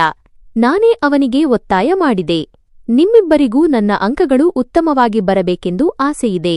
ಅದಕ್ಕಾಗಿಯೇ ನಾನೂ ಸಹ ಶ್ರಮಿಸುತ್ತಿದ್ದೆ, ಹೇಗಾದರೂ ಉತ್ತಮ ಅಂಕಗಳನ್ನು ಗಳಿಸಬೇಕು ಎಂದು. ಆದರೆ ನಿಮಗೆ ಗೌರವ ಇಟ್ಟುಕೊಳ್ಳಲು ಇಷ್ಟವಿಲ್ಲ. ನೀವು ಅನಿಕೇತ್ನನ್ನು ಈ ಮನೆಯಿಂದ ಹೊರಹಾಕುತ್ತಿದ್ದರೆ ಆಗ ನನ್ನನ್ನು ಹೊರಹಾಕಿ, ಏಕೆಂದರೆ ಅಪರಾಧದಲ್ಲಿ ನಾವಿಬ್ಬರೂ ಸಮಾನ ಪಾಲುದಾರರು. ಹಾಗಾದರೆ ಶಿಕ್ಷೆ ಕೇವಲ ಅನಿಕೇತ್ಗೆ ಮಾತ್ರ ಏಕೆ ಸಿಗಬೇಕು? ಮುಕೇಶ್ ತೀವ್ರ ಕೋಪದಲ್ಲಿದ್ದ. ಅವನು ಏನನ್ನೂ ಕೇಳಲು ಸಿದ್ಧನಿರಲಿಲ್ಲ. ಅವನ ಮುಖ ಕೆಂಪಾಗಿತ್ತು. ಆದರೆ ನಾನು ಒಂದು ಕಡೆ ಮೌನವಾಗಿ ನಿಂತು ಅವರ ನಾಟಕವನ್ನು ನೋಡುತ್ತಿದ್ದೆ. ಕೆಲವು ಕ್ಷಣಗಳ ನಂತರ ದೊಡ್ಡ ಚಿಕ್ಕಮ್ಮ ನನ್ನನ್ನು ನೋಡಿ, ಈ ಎಲ್ಲಾ ಕೆಟ್ಟ ಮಾತುಗಳನ್ನು ನನ್ನ ಮಗನಿಗೆ ಇವನೇ ಕಲಿಸಿದ್ದಾನೆ. ನೀನು ನನ್ನ ಮಗನ ಮೇಲೆ ಸಾಕಷ್ಟು ಮೋಡಿ ಮಾಡಿದ್ದೀಯಾ. ನಾನು ಒಂದು ದಿನ ನಿನ್ನನ್ನು ಸರಿಯಾಗಿ ವಿಚಾರಿಸುತ್ತೇನೆ. ಸರಿ ಮುಕೇಶ್, ಯಾರೂ ಎಲ್ಲಿಯೂ ಹೋಗುತ್ತಿಲ್ಲ. ನಿನ್ನ ಪ್ರೀತಿಯ ಅನಿಕೇತ್ ಸಹ ಎಲ್ಲಿಯೂ ಹೋಗುತ್ತಿಲ್ಲ. ಆದರೆ ಒಂದು ವಿಷಯವನ್ನು ನೀನು ಚೆನ್ನಾಗಿ ಕೇಳಿಬಿಡು. ನೀವಿಬ್ಬರೂ ಒಟ್ಟಿಗೆ ನಿಂತಿರುವುದು ಕಂಡುಬಂದರೆ ನಾನು ಈ ಅನಿಕೇತ್ನನ್ನು ಕೊಲ್ಲುತ್ತೇನೆ. ನೀನು ಇನ್ನೂ ನನ್ನನ್ನು ಸರಿಯಾಗಿ ತಿಳಿದಿಲ್ಲ ಎಂದು ಹೇಳಿ ಅವರು ಕಾಲು ಬಡಿಯುತ್ತಾ ಅಲ್ಲಿಂದ ಹೊರಟು ಹೋದರು. ಅವರ ಹಿಂದೆ ಚಿಕ್ಕಪ್ಪನವರು ಹೊರಟು ಹೋದರು. ಮುಕೇಶ್ ನನ್ನ ಕಡೆಗೆ ತಿರುಗಿ ತನ್ನ ಕಿವಿಗಳನ್ನು ಹಿಡಿದು, ಯಾರ್, ನನ್ನನ್ನು ಕ್ಷಮಿಸು. ನನ್ನಿಂದಾಗಿ ನೀನು ಇಷ್ಟೆಲ್ಲಾ ಕೇಳಬೇಕಾಯಿತು. ದಯವಿಟ್ಟು ಯಾರ್, ಕ್ಷಮಿಸು. ನಾನು ನಿನ್ನ ಬಳಿ ಬರಲೇಬಾರದಿತ್ತು. ನನ್ನಿಂದಾಗಿ ನೀನು ಸಹ ತೊಂದರೆಯಲ್ಲಿ ಸಿಕ್ಕಿಬಿದ್ದೆ. ವಿಜ್ಞಾನದ ಸೂತ್ರಗಳಲ್ಲಿ ನನಗೆ ಬಹಳ ತೊಂದರೆಯಾಗುತ್ತಿತ್ತು. ಅದಕ್ಕಾಗಿಯೇ ನಿನ್ನ ಬಳಿ ಬಂದಿದ್ದೆ ಎಂದ. ಮುಕೇಶ್ನ ಮಾತನ್ನು ಕೇಳಿ ನಾನು ಕೆಲವು ಕ್ಷಣ ಮೌನವಾಗಿದ್ದೆ ಮತ್ತು ನಂತರ ಏನೋ ಯೋಚಿಸಿ, ನೀನು ಸಂಜೆ ಪಾರ್ಕ್ಗೆ ಹೋಗುತ್ತೀಯಲ್ಲವೇ ಎಂದು ಕೇಳಿದೆ. ಅವನು ಹೌದು ಎಂದು ತಲೆ ಅಲ್ಲಾಡಿಸಿದ.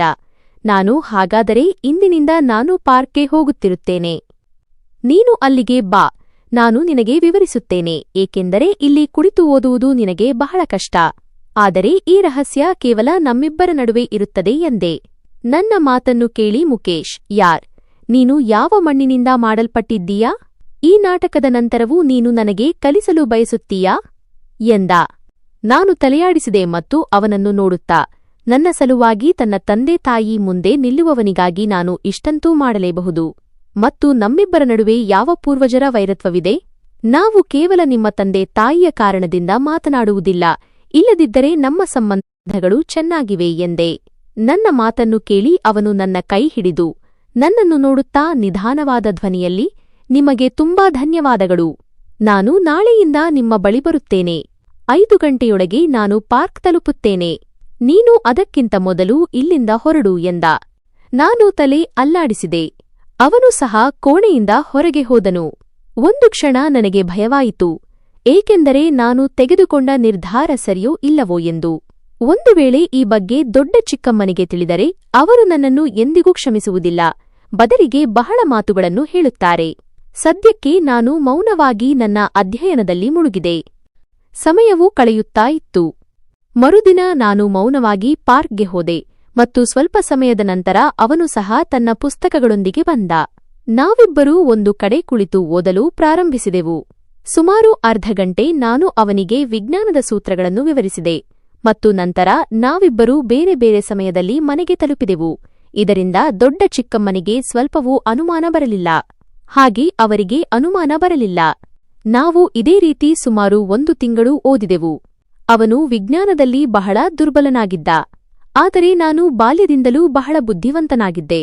ಸಮಯವು ಕಳೆಯುತ್ತಾ ಇತ್ತು. 8ನೇ ತರಗತಿಯಲ್ಲಿಯೂ ನಾನು ಸಾಮಾನ್ಯದಂತೆ ಟಾಪ್ ಮಾಡಿದೆ ಮತ್ತು ಮುಕೇಶ್ ಇನ್ನೂ ಒಂದು ವಿಷಯದಲ್ಲಿ ಫೇಲ್ ಆಗಿದ್ದ. ಆದರೆ ವಿಜ್ಞಾನದಲ್ಲಿ ಅವನ ಅಂಕಗಳು ಬಹಳ ಚೆನ್ನಾಗಿ ಬಂದಿದ್ದವು. ಫೇಲ್ ಆದ ಕಾರಣಕ್ಕೆ ಅವನು 9ನೇ ತರಗತಿಯನ್ನು ಪುನಃ ಓದಿದ ಮತ್ತು ಈಗ ನಾನು 9ನೇ ತರಗತಿಗೆ ಹೋಗಿದ್ದೆ. ಆದರೆ ನನಗೆ ಬಹಳ ತೊಂದರೆಗಳು ಎದುರಾದವು. ದೊಡ್ಡ ಚಿಕ್ಕಮ್ಮ ಈಗ ನನ್ನನ್ನು ಶಾಲೆಯಿಂದ ತೆಗೆದುಹಾಕಲು ಬಯಸಿದ್ದರು. ಅವರ ಹೇಳಿಕೆ ಏನೆಂದರೆ, ನನ್ನ ಮಗ ಇವನಿಗಿಂತ ಮುಂದೆ ಇರಬೇಕು. ಆದರೆ ಹೇಳುತ್ತಾರಲ್ಲ, ದೇವರು ನಿಮಗೆ ಇಷ್ಟೆಲ್ಲ ನೀಡುತ್ತಿದ್ದಾಗ ಯಾರೂ ನಿಮ್ಮನ್ನು ತಡೆಯಲು ಸಾಧ್ಯವಿಲ್ಲ. ಚಿಕ್ಕಪ್ಪ ಈ ಬಾರಿ ಅವರ ಮಾತನ್ನು ಕೇಳಲಿಲ್ಲ ಮತ್ತು ನನ್ನನ್ನು ಶಾಲೆಯಿಂದ ತೆಗೆದುಹಾಕಲಿಲ್ಲ. ನಾನು ಸಹ 9ನೇ ತರಗತಿಯ ಪರೀಕ್ಷೆಯಲ್ಲಿ ನನ್ನ ಜಿಲ್ಲೆಯಲ್ಲಿ ಟಾಪ್ ಮಾಡಿದ್ದೆ. ಜೀವನವು ನನ್ನನ್ನು ಕೇವಲ ಎತ್ತರಕ್ಕೆ ಕೊಂಡೊಯ್ಯುತ್ತಾ ಇತ್ತು. 10ನೇ ತರಗತಿಯಲ್ಲಿಯೂ ನಾನು ಟಾಪ್ ಮಾಡಿದೆ. ಆದರೆ ಅವರ ಮಗ 9ನೇ ತರಗತಿಯಲ್ಲಿಯೂ ಫೇಲ್ ಆಗಿದ್ದ ಮತ್ತು ಅಲ್ಲೇ ಉಳಿದಿದ್ದ. ನಂತರ 1 ವರ್ಷ ನನ್ನ ಹಿಂದೆ ಇದ್ದರೂ ಅವನು ಉತ್ತಮ ಅಂಕಗಳೊಂದಿಗೆ ಪಾಸ್ ಆಗಲಿಲ್ಲ. 10ನೇ ತರಗತಿ ಪೂರ್ಣಗೊಂಡ ನಂತರ ನನ್ನನ್ನು ದೆಹಲಿ ನಗರದಲ್ಲಿರುವ ನನ್ನ ಸೋದರತ್ತೆ ಮಾಸಿಯ ಮನೆಗೆ ಕಳುಹಿಸಲಾಯಿತು. ದೊಡ್ಡ ಚಿಕ್ಕಮ್ಮ ನಾನು ಯಾವುದಾದರೂ ಕೂಲಿ ಅಂಗಡಿಯಲ್ಲಿ ಕೆಲಸಕ್ಕೆ ಸೇರಬೇಕೆಂದು ಬಹಳ ಒತ್ತಾಯಿಸಿದ್ದರು. ಆದರೆ ಹಾಗಾಗಲಿಲ್ಲ. ದೇವರ ದಯವಿತ್ತು. ನನಗೆ ಶಿಷ್ಯವೇತನ ಸ್ಕಾಲರ್ಶಿಪ್ ಸಿಕ್ಕಿತ್ತು. ನಾನು ಈಗ ಯಾವುದೇ ಕಾಲೇಜಿನಲ್ಲಿ ಪ್ರವೇಶ ಪಡೆದು ಸ್ಕಾಲರ್ಶಿಪ್ ಮೂಲಕ ಓದಬಹುದಿತ್ತು. ಈ ಸ್ಕಾಲರ್ಶಿಪ್ ಅನ್ನು ನನ್ನ ಶಾಲೆಯವರು ನೀಡಿದ್ದರು, ಏಕೆಂದರೆ ನಾನು 1ನೇ ತರಗತಿಯಿಂದ 10ನೇ ತರಗತಿಯವರೆಗೆ ಸಂಪೂರ್ಣ ಶಾಲೆಯಲ್ಲಿ ಟಾಪ್ ಮಾಡಿದ್ದೆ. ದೇವರು ನನ್ನ ಮೆದುಳನ್ನು ಬಹಳ ಉತ್ತಮವಾಗಿ ಮಾಡಿದ್ದ. ನನಗೆ ಓದುವುದರಲ್ಲಿ ಯಾವುದೇ ತೊಂದರೆ ಇರುತ್ತಿರಲಿಲ್ಲ. ಆದರೂ ಮನೆಯಲ್ಲಿ ನನಗೆ ಸಾಕಷ್ಟು ತೊಂದರೆಗಳನ್ನು ಎದುರಿಸಬೇಕಾಗಿತ್ತು. ನನ್ನ ಸೋದರತ್ತೆಗೆ ಸಹ ತಮ್ಮದೇ ಆದ ಕುಟುಂಬವಿತ್ತು. ಆದರೆ ನನ್ನ ಸೋದರತ್ತೆ ನನ್ನನ್ನು ಪ್ರೀತಿಸುತ್ತಿದ್ದರು. ಸಮಯಕ್ಕೆ ಊಟ ನೀಡುತ್ತಿದ್ದರು. ಅನಗತ್ಯವಾಗಿ ನನ್ನ ಮೇಲೆ ಕೂಗಾಡುತ್ತಿರಲಿಲ್ಲ ಮತ್ತು ಅನಗತ್ಯವಾಗಿ ಅವರ ಮಕ್ಕಳೊಂದಿಗೆ ಕೂಡುವುದರಿಂದ ನನ್ನನ್ನು ತಡೆಯುತ್ತಿರಲಿಲ್ಲ. ಇಂಟರ್ ನಂತರ ನಾನು ಪದವಿ ಗ್ರಾಜ್ಯುಯೇಷನ್ಗೆ ಪ್ರವೇಶ ಪಡೆದೆ. ಆದರೆ ಚಿಕ್ಕಪ್ಪನ ಮೂಲಕ ನನಗೆ ಅವರ ಮಗ ಲಂಡನ್ಗೆ ಹೋಗಿದ್ದಾನೆ ಎಂದು ತಿಳಿಯಿತು. ಒಂದು ಕ್ಷಣ ನನ್ನ ಹೃದಯದಲ್ಲಿ ಒಂದು ಆಸೆ ಹುಟ್ಟಿತು, ಒಮ್ಮೆ ಅವನೊಂದಿಗೆ ಮಾತನಾಡಬೇಕು. ನೀನು ಹೇಗಿದ್ದೀಯಾ? ಇಂಟರ್ವರೆಗಿನ ನಿನ್ನ ಪಯಣ ಹೇಗಿತ್ತು? ಈಗ ನೀನು ಲಂಡನ್ನಲ್ಲಿ ಏನು ಮಾಡುತ್ತಿದ್ದೀಯಾ ಎಂದು ಕೇಳಬೇಕು. ಆದರೆ ಅವನ ತಾಯಿಯ ಕಠಿಣತೆ ಮತ್ತು ಅವರ ಕೆಟ್ಟ ವರ್ತನೆಯಿಂದಾಗಿ ನಾನು ಮುಕೇಶ್ಗೆ ಯಾವುದೇ ಸಂಪರ್ಕ ಮಾಡಲಿಲ್ಲ. ಬಸ್, ಈಗ ನಾನು ಕೇವಲ ನನ್ನ ಅಧ್ಯಯನದಲ್ಲಿ ಮಾತ್ರ ನಿರತನಾಗಿದ್ದೆ. ದೆಹಲಿಗೆ ಬಂದ ನಂತರ ಚಿಕ್ಕಪ್ಪ ಕೇವಲ 2 ಬಾರಿ ನನ್ನ ಬಳಿಗೆ ಬಂದಿದ್ದರು ಮತ್ತು ನನಗೆ ಸಂಪೂರ್ಣವಾಗಿ ಹಣ ಕಳುಹಿಸಿದ್ದರು. ನಿನಗೆ ಏನಾದರೂ ಬೇಕಿದ್ದರೆ ನನಗೆ ಹೇಳು ಎಂದು. ಆದ್ದರಿಂದ ಅವರು ಪ್ರತಿ ತಿಂಗಳು ನನಗೆ 2,000 ರೂಪಾಯಿ ಕಳುಹಿಸುತ್ತಿದ್ದರು.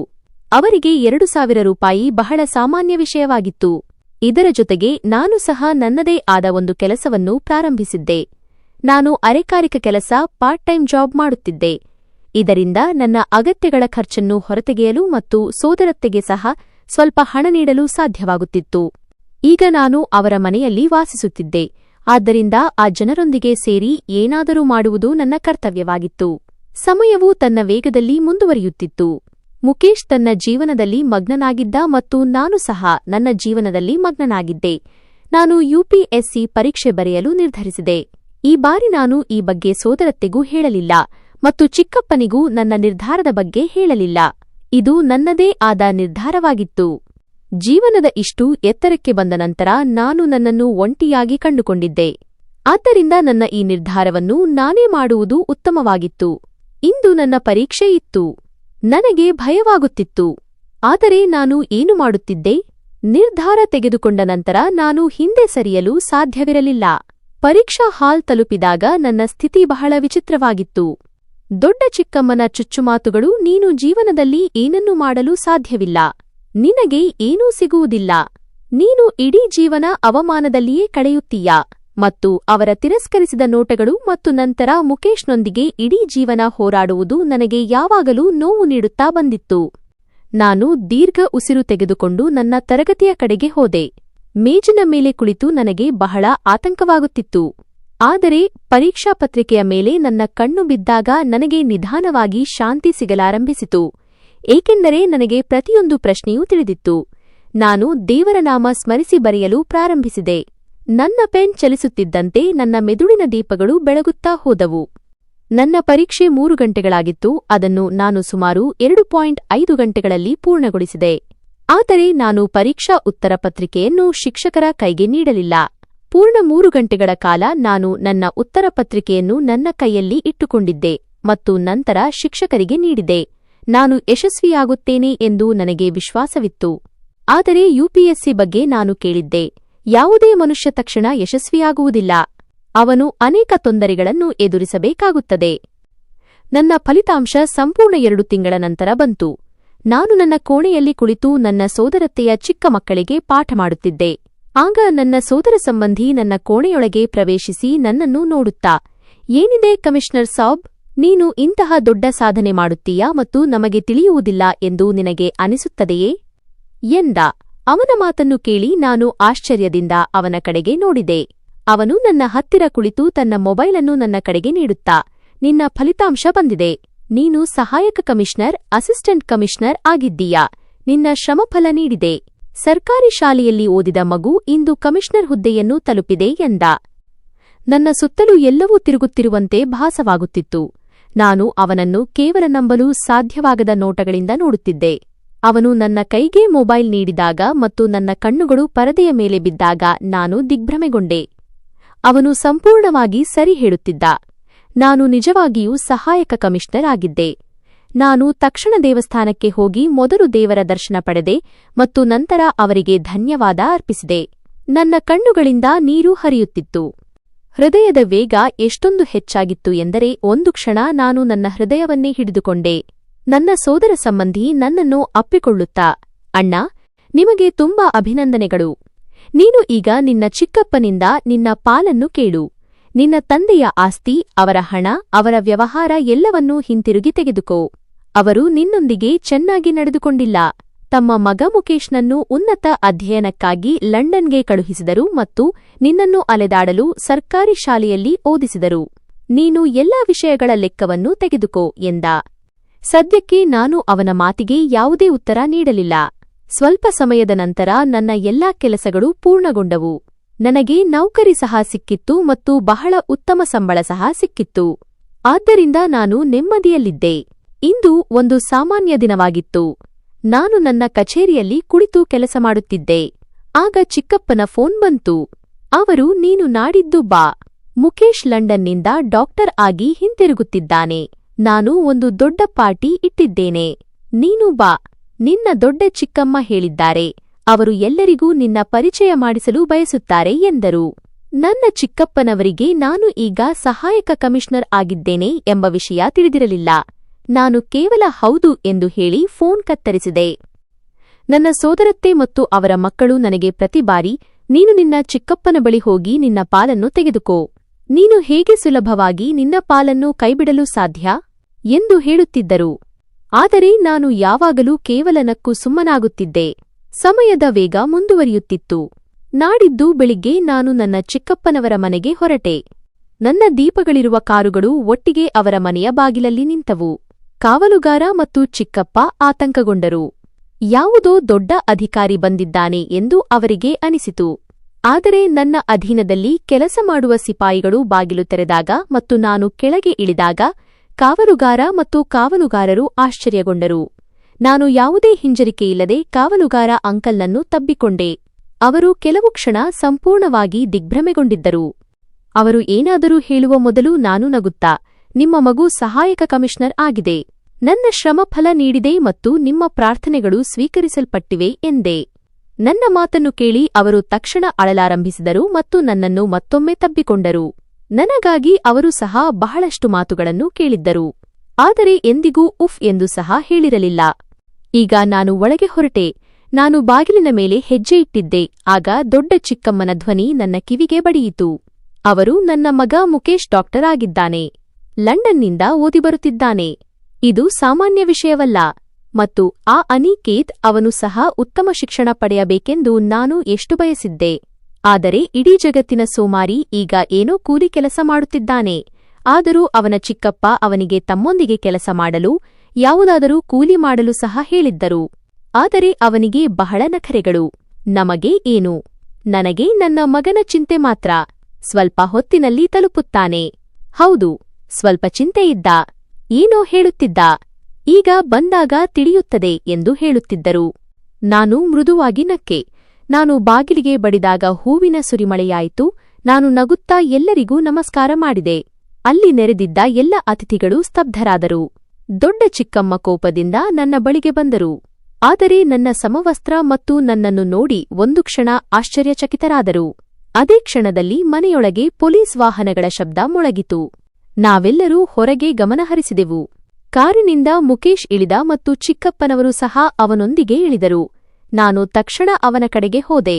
ಹತ್ತಿರ ಹೋಗಿ ತಿಳಿದು ಬಂದಿದ್ದೇನೆಂದರೆ ಮುಕೇಶ್ ವಿಮಾನ ನಿಲ್ದಾಣದಲ್ಲಿ ಒಬ್ಬ ಹುಡುಗಿಯೊಂದಿಗೆ ಕೆಟ್ಟದಾಗಿ ನಡೆದುಕೊಂಡಿದ್ದಾನೆ. ಇಲ್ಲಿ ಅವನ ತಾಯಿಯೊಂದಿಗೆ ಅವನನ್ನು ಭೇಟಿಯಾಗಿಸಿ ನಂತರ ಪೊಲೀಸ್ ಠಾಣೆಗೆ ಕರೆದುಕೊಂಡು ಹೋಗುತ್ತಾರೆ.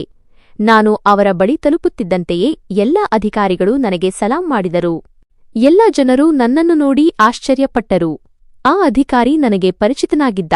ನಾನು ಮಾತನಾಡಿದಾಗ ಅವನು ಒಪ್ಪಿಕೊಂಡ ಮತ್ತು ಮುಕೇಶ್ನ ಕೈಕೋಳಗಳನ್ನು ಬಿಚ್ಚಿ ಅಲ್ಲಿಂದ ಹೊರಟು ಹೋದ. ನಾನು ಏನಾದರೂ ಹೇಳುವ ಮೊದಲು ಮುಕೇಶ್ ಸಂತೋಷದಿಂದ ಹಿಂಜರಿಯುತ್ತಾ ನನ್ನನ್ನು ಅಪ್ಪಿಕೊಂಡ ಮತ್ತು ನನ್ನನ್ನು ನೋಡುತ್ತಾ, ನೀನು ಆಫೀಸರ್ ಆಗಿದ್ದೀಯಾ ಎಂದ.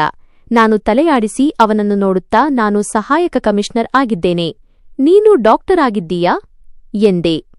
ಅವನು ತಲೆಯನ್ನೂ ಇಲ್ಲ ಎಂದು ಅಲ್ಲಾಡಿಸಿ ನನ್ನನ್ನು ನೋಡುತ್ತಾ, ನಾನು ಓದಿನಲ್ಲಿ ಎಷ್ಟು ದುರ್ಬಲನಾಗಿದ್ದೇನೆ ಎಂದು ನಿನಗೆ ತಿಳಿದಿದೆಯಲ್ಲವೇ?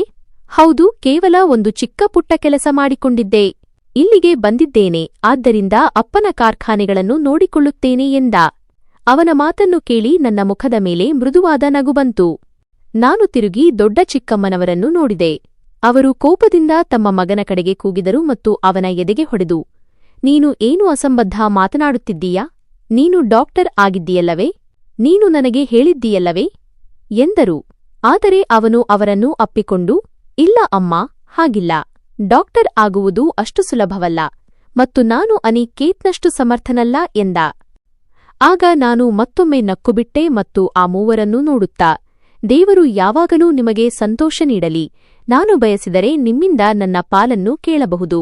ಆದರೆ ಇಂದು ನಾನು ನಿಮ್ಮ ಮೇಲೆ ನನ್ನ ತಂದೆಯ ಎಲ್ಲಾ ಹಣವನ್ನು ಕ್ಷಮಿಸಿ ಹೋಗುತ್ತಿದ್ದೇನೆ. ನೀವು ನನ್ನನ್ನು ಸರ್ಕಾರಿ ಶಾಲೆಯಲ್ಲಿ ಸೇರಿಸದಿದ್ದರೆ ಇಂದು ನಾನು ಈ ಸ್ಥಾನಕ್ಕೆ ತಲುಪುತ್ತಿರಲಿಲ್ಲ. ನಾನು ಜೀವನ ಪರ್ಯಂತ ನಿಮ್ಮ ಋಣಿಯಾಗಿರುತ್ತೇನೆ. ನಾನು ಯಾವ ಸ್ಥಿತಿಯಲ್ಲಿದ್ದೇನೆ, ನನ್ನ ಹಣೆಬರಹ ಹೇಗಿದೆಯೋ ನಾನು ಸಂತೋಷವಾಗಿದ್ದೇನೆ. ಮತ್ತು ದೊಡ್ಡ ಚಿಕ್ಕಮ್ಮ, ನಾನು ನಿಮಗೂ ಧನ್ಯವಾದ ಹೇಳುತ್ತೇನೆ. ನೀವು ನನಗೆ ಚುಚ್ಚುಮಾತುಗಳನ್ನು ಹೇಳದಿದ್ದರೆ ಇಂದು ನಾನು ಈ ಸ್ಥಾನವನ್ನು ಸಾಧಿಸಲು ಸಾಧ್ಯವಾಗುತ್ತಿರಲಿಲ್ಲ ಎಂದೆ. ಇಷ್ಟು ಹೇಳಿ ನಾನು ಅಲ್ಲಿ ನಿಲ್ಲಲಿಲ್ಲ, ಬದಲಿಗೆ ಅಲ್ಲಿಂದ ಹೊರಟೆ. ಹೊರಗೆ ಬಂದಾಗ ನನ್ನ ಕಾರಿನ ಬಾಗಿಲು ತೆರೆಯಿತು ಮತ್ತು ನನ್ನೊಂದಿಗೆ ಇದ್ದ ಎಲ್ಲಾ ಕಾರುಗಳು ಒಂದರ ನಂತರ ಒಂದರಂತೆ ಮುಂದೆ ಸಾಗಿದವು. ನಾನು ಜೀವನದಲ್ಲಿ ಕೇವಲ ಒಂದು ಪಾಠವನ್ನು ಕಲಿತಿದ್ದೇನೆ. ಯಾವುದೇ ದೂರು ನೀಡುವ ಮೊದಲು ಮನುಷ್ಯನು ತನ್ನೊಳಗೆ ಇಣುಕಿ ನೋಡಬೇಕು. ನಿಮ್ಮ ಬಳಿ ಏನಿದೆಯೋ ಅದರಲ್ಲಿ ಸಂತೋಷವಾಗಿ ನಿಮ್ಮ ಭವಿಷ್ಯವನ್ನು ನಿರ್ಮಿಸಬೇಕು. ನಿಮ್ಮ ಅದೃಷ್ಟದಲ್ಲಿ ಯಶಸ್ಸು ಇದ್ದರೆ ನಿಮ್ಮ ಯಶಸ್ಸು ಖಂಡಿತ ನಿಮಗೆ ಸಿಗುತ್ತದೆ. ಕಥೆ ಮುಗಿದಿದೆ.